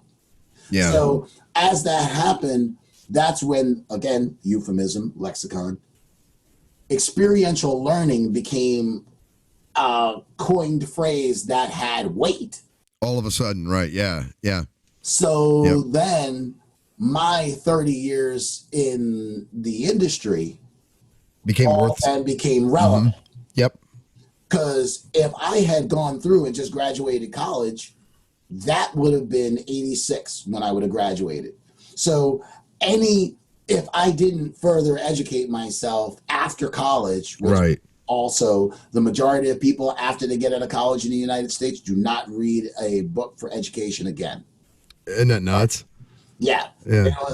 So the idea of all this, it there are these trends that happen. There are the things that happen that we create, and then there's the trends that kind of come out of the blue. And the trends that came out of the blue, concentric circles, it's like they all then kind of collapse, and then at that point, that was my access point. Yeah. So it was a number of systems that broke down.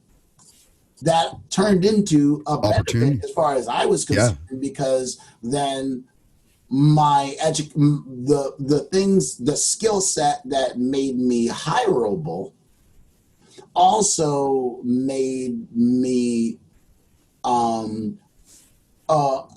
valuable in a more flexible manner. Mm-hmm. Right. So then everyone has to work. We have to work on a bigger vision of what does it mean to live in a society. Period. Yeah, I agree. What do we agree. So across the spectrum, any group that you can think of, everybody needs to think of what does it mean to be a citizen right now, because just like we were saying before, people say like, oh, well, these other countries, like the EU is the best example. The EU has over 500 million people. We only have 330 million. Right. And the EU is pretty much the same. Once the EU formed, that functions the same way as the United States. The United States would basically be a bunch of countries otherwise. And so, it's true. Although separated by language, their focus on the idea of how do we take care of the society. So the EU is kicking down laws and rules to then undergird what it believes are its primary operational belief structures, documents, so on. Well, they gain power. They gain power literally through the concept of collective bargaining. I was thinking about this the other day because I was a big supporter of Brexit when I had first heard about it, because I was still sort of baked into the whole Ayn Rand libertarian sort of mindset. Okay. And then as it got close to the voting date and all of this, I started listening a little more. And then it hit me that there's no single country in the European Union, for instance, that can directly compete with Russia, that can directly compete with China, that can directly compete with the United States. However, collectively in a union, a European Union of what you said, they have more citizens than the United States does. Instead of the United States, could you imagine New York trying to take on Russia or China in a trade deal, or Florida or whomever? It hit me. It's like, oh my God, that's literally what they're talking about. But if we came here and said that all of the states should leave the United States and it'll be better, everybody here would be like, you're fucking crazy. There's no way that would be better, because none of us could compete individually as states with these big global country, or these big enormous countries in the globe, like China, like Russia, and even India has 1 billion people in it, right? Or over 1 billion people. Well, they are the largest. I think they have 1.6 billion. China has 1.4 billion. So they're, you know what I mean? Like, so we collected together into the United States.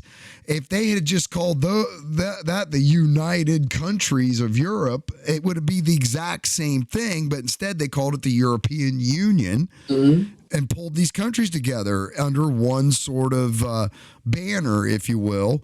And a lot of large superpowers are not happy that they have that collective bargaining capability here, just like unions do inside of large corporations. You unionize, you give all the employees a voice collectively that is much bigger than any one individual employee. That's what it does. It's like, oh, I totally get this now. And now I understand why there's such a hard propaganda campaign against them staying together and to try to break them back apart, because then they become easy prey. to come in and pick them off one at a time. They can't really defend themselves the way that they can collectively in the herd, so to speak. So I was like, I was like, oh, now that makes perfect sense. But as an example for how they're a good example for a collection of individual states. They're a collection of individual countries, some of which are smaller than the states here. Oh, 100%. I mean, what Denmark has like 2 million, 3 million. Yeah, they're like tiny. Like Rhode Island's bigger than that or whatever, right? Exactly. So then you kind of start getting it, and they're a great analog to compare against, and do they do everything right? No. I mean, nobody does. They don't. Do they do? But why can't we go, well, that works and that works and that works, so we should adopt that. The whole point of the states' rights advocates in the U.S., the 10th Amendment people and all them, is that every state should be an incubator of innovation that can come up with ideas and ways to do things, and then that the other states should freely choose to adopt those ideas or not adopt those ideas, right? Well, why do we only have to do that with the states? Why can't we do that also with other countries and the things that we know work well already, right? I don't know, man, wrapping this up right, because we're going over 3 hours, but the great talk. But I think you're right. I think that the structures and the ideologies and everything that have sort of pinned everything together have only been there because nothing has really, we've had some disasters. We've had hurricanes. We've had other things in modern times, especially earthquakes and stuff like that. But really at a fundamental core level, like the Great Depression and like the Spanish flu and like those things, nothing has really come along and really walloped us good like this has. I mean, there are more people that have died from this now in the United States than died in World War I. So it's rapidly moving up the scale of significance in the way that it's having an impact on our society. Also understand that this has only been 4 months in. Right. And World War I. Right. That was lasted years. How many years? Right. Right. So so this is a big one. And necessarily, I think the bullshit's going to get rubbed off here a little bit, right? This is how you make a diamond, right? You grind off the bad stuff, and that process, there's opportunity, and there's a real good opportunity. Like, who gets to sit at the seat now? Who gets their butt in a chair? Who's going to be making decisions moving forward from this? I look at young people, man. I look at my kids. My kids, they don't see sexuality and skin color and race and things the way that my generation did. I'm not going to say they don't see it, because that would be a lie. And they should.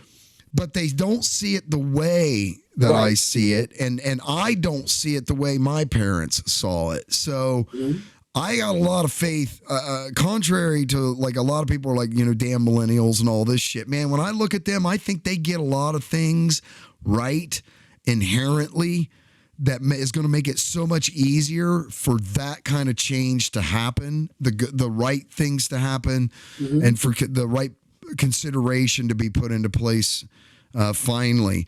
But it's a long, arduous process. And I think you were referencing, was it something that Dr. King said about the long arc of history bends slowly, but it does bend towards justice, right? Yeah, but that's why I was saying it doesn't, but it's not, but see, it's bent towards justice. And so now, because of the pandemic, it's forced people pay attention to things that maybe their typical life wouldn't allow, functioned as a distraction from. Yeah, right. And so now all the people who spent their lives distracted with all these different things, whatever they were distracted by, I'm into arts, I'm into this, I'm into bowling, I'm into golf, I'm into this. Right. Yeah. It doesn't matter, just as long as they're not paying attention to the structure of the society.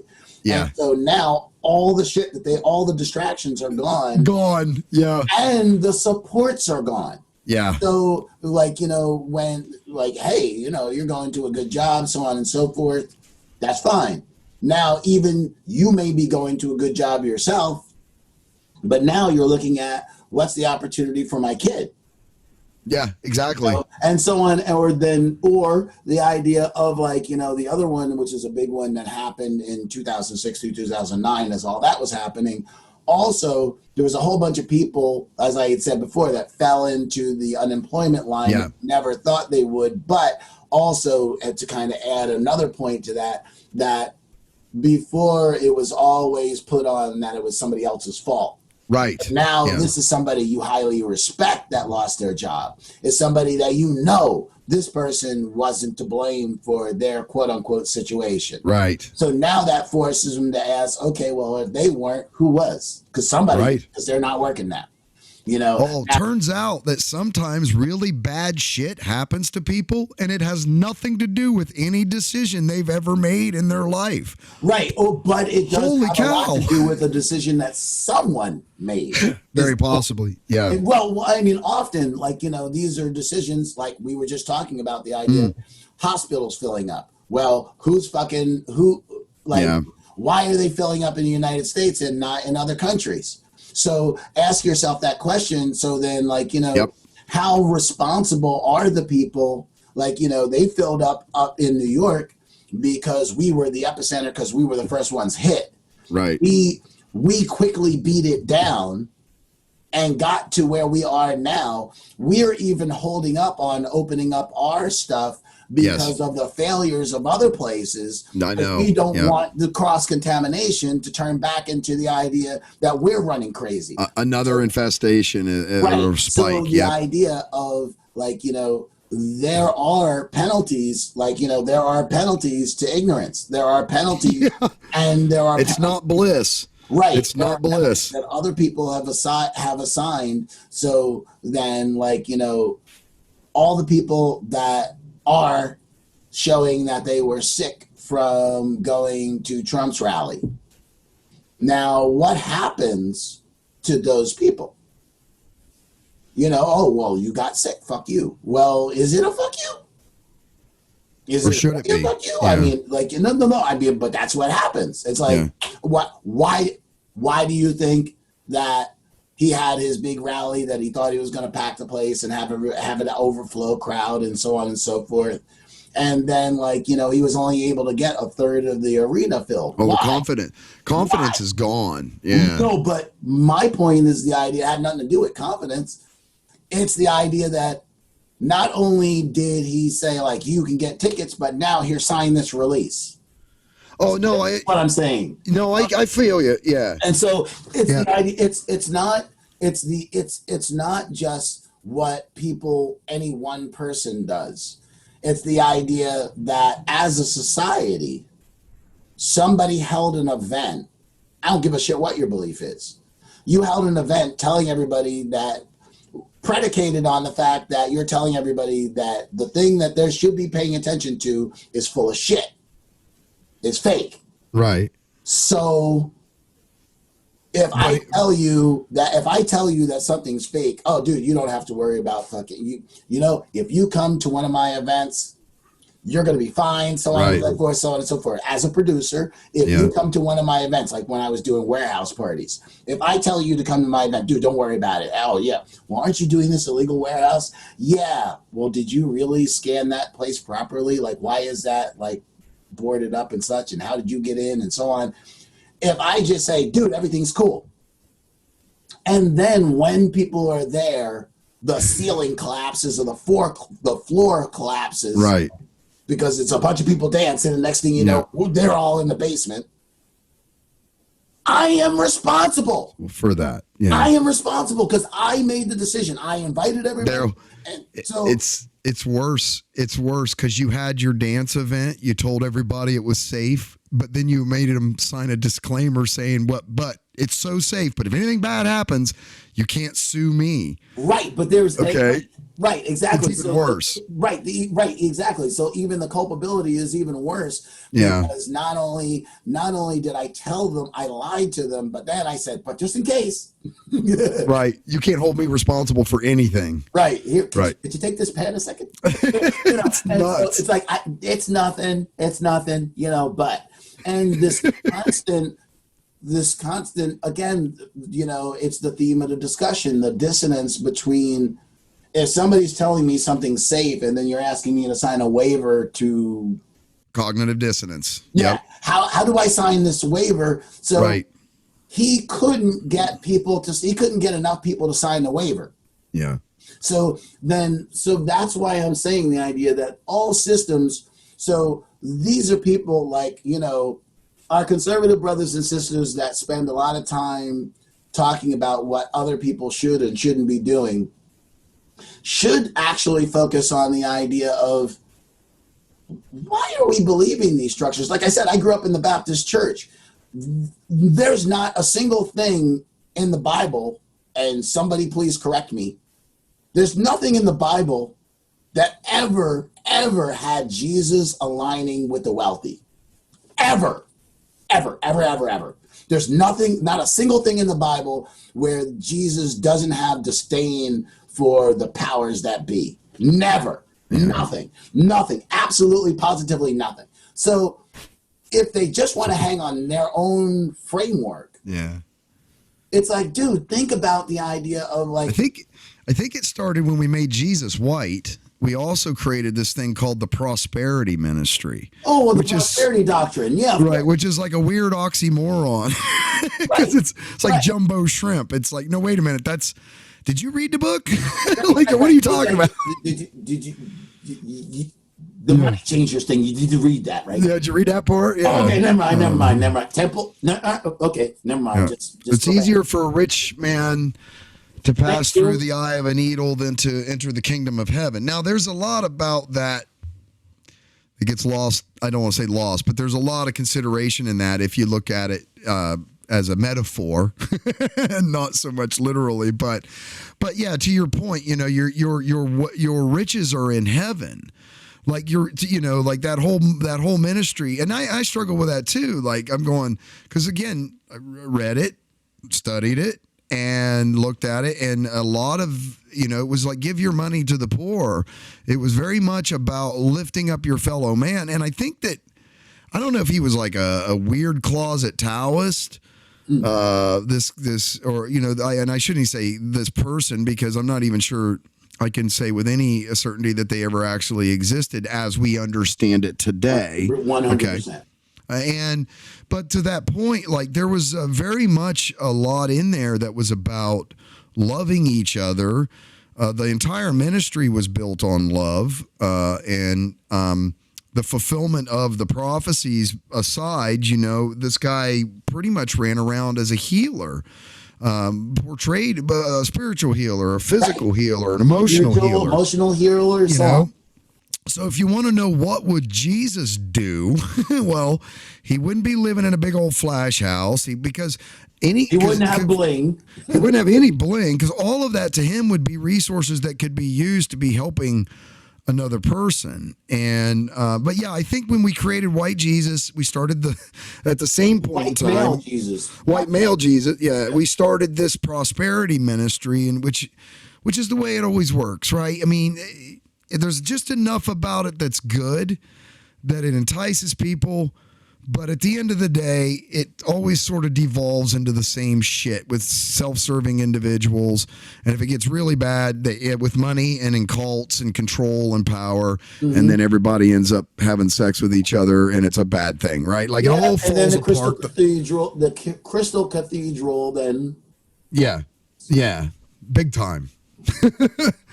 All right, Bubba, we should do this again. Dude, this was so. I just have to say that, like, what I loved about this discussion was it can help others understand how to engage through the idea of like these kind of historical data points and social and economic and such data points without ever arguing philosophy.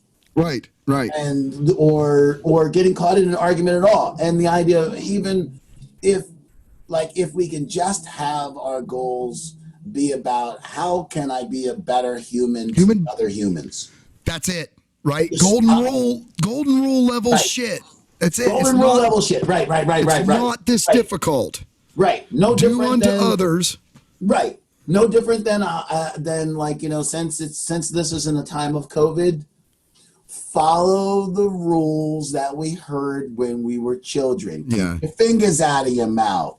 Don't touch nothing. That's dirty. You know what I mean? Like, just two things. Simple stuff. Yeah. Don't put your fingers in your mouth. Don't touch anything. And then the third one, I know, I'm going to go to hell. I got it. That sister's going to make sure I get arrested. I got it. Wear a fucking mask. Cover your soup cooler. Cover your fucking pie hole. Just cover it, right. Cover your pie hole. However Stop arguing and just do it. Right, exactly. Like, if you want to have fuck the government on it, put that. Have a ball. Right. I'm down with that. Right. I'm do down. Something. Like, Rage Against the Machine. Whatever you want to put on here. Great. But wear it. What it is, I have a mask that was made by one of my students. Yeah. But and it's she does amazing work. And so, but get anything that covers droplets. Right. And what I'm going to do is I'll also send you the video. It's an expose from NHK News, and they were talking about like the early research over droplets because they had done tons of research because they've had to deal with all kinds of things over the years. And so it's a great video because it really shows droplets in a controlled scientific setting. It shows multiple people in a controlled setting. It shows multiple people, and then you introduce one window, and then it shows again, and it shows both windows. If you are outside, that's the reason why less people are getting sick just being outside. Being outside alone is not going to make you sick, and the dispersal, the viral load becomes much more dispersed. Right. Larger area. Yeah. Right. Yeah. Whereas if you're inside, if you're hanging out at a bar, or you're outside and you're glad handing people, you are creating a situation. Now, just because you glad handed somebody doesn't automatically give you COVID. You still got to rub your eye, got to put your hand in your mouth, gotta pick your ear, pick your nose, do something, stick your finger up your butt. You got to do something that creates connection to your system. Yeah. These are things that are easy to impede. Yeah, now, big time. As people die, hopefully we can be one more drop in the bucket that somebody saw it and said, you know what, I see people dying. I don't need to necessarily believe anything one way or another. I don't know necessarily what to believe. All I know is that there's some good science on the idea of how to stay breathing. Yeah, this is not the left thing or the left answer. It's not the right answer. It's not the conservative answer or the liberal answer. This is the best answer. The best answer. It's the best answer. It's the best answer because it follows science and logic and reason. That's all. It has nothing to do with your political party or you personally even. This is just physics. It's just physics. It's just physics. And let's just throw in a little humanity here since that's... for fuck's sake, for a change. The idea that, yes, it is to stop you from contaminating someone else. Right. That's why you wear a mask. It works far better that way than protecting you from getting infected. Right. It way better protects other people from getting infected by you. Right. That's the selflessness of it. Like, it's like, how can you not... how can you not see this? As a matter of fact, take it to the next level. The idea, be selfish. Be selfish, because the person, if I'm not wearing a mask, the person that I spit into their face and I'm spitting all kinds of COVID into their face, and then I glad hand them and they sit there, pick their nose and so on and so forth, that person could turn around and make my uncle, nephew, sister, cousin, family member, friend die. Yeah. And so the idea, if you don't want your people to die, not if you don't care, because America's never, it's true. America's never been driven on caring about somebody else. But America's all about self-interest. Yeah. So if you care about any of your people, make Then sure wear a that mask. they Yeah. wear a mask so that way Yeah. you can be better. You, not you're gonna. This is not magnanimous. That's how you know it's true, right? Because no matter which way you argue it, it's still the same answer. It's still the same answer. So the answer is wear the fucking masks. Right. And so, Matt, I thank you. Like, Yes, you sir. know, when it was funny when, in full disclosure, when you had said, like, you know, hey, man, you know, we're just two white guys on a couch. And I'm like, dude, I watched your podcast and like, that's not true. Like, you know, like, there's no such thing as like, you know, like, I don't consider myself like I'm the eclectic black guy who interviews all these people. It's just like, no, we're all people trying to figure some shit out and then trying to help other people. Like, okay, I'm going to use my little megaphone to figure out how can I help. Right. And there is the key right there. Is this the idea? How can we all use our little megaphones? Because apparently people can't, like, you know, there's too much clutter in the noise, and that's kind of our benefit, right? Yeah. Again, there's so many people who are focused on the idea of a 15-minute, 7-topic conversation, Right. that you can't get down to the idea of articulating something like Noam Chomsky had said, like the main problem with the society is concision, because I can only say concisely what you already know. So if I so his example then was Saddam Hussein, because this was 94. Saddam Hussein is a murderer and so on and so forth and a tyrant. Well, that's an easy conversation.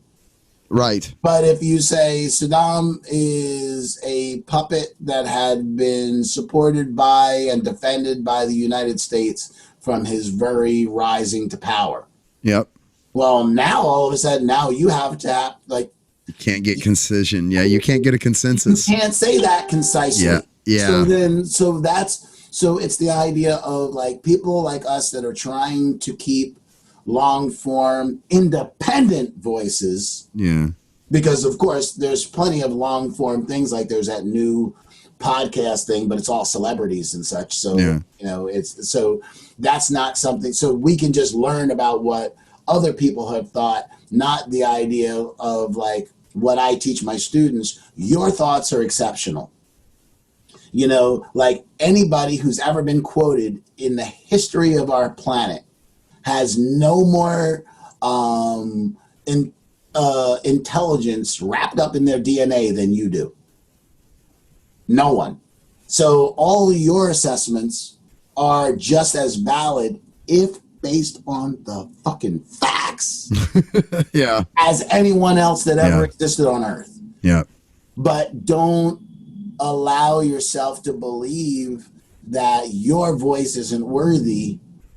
Just make sure that, yes, it's worthy. Everybody should be, although I don't believe everybody should be heard.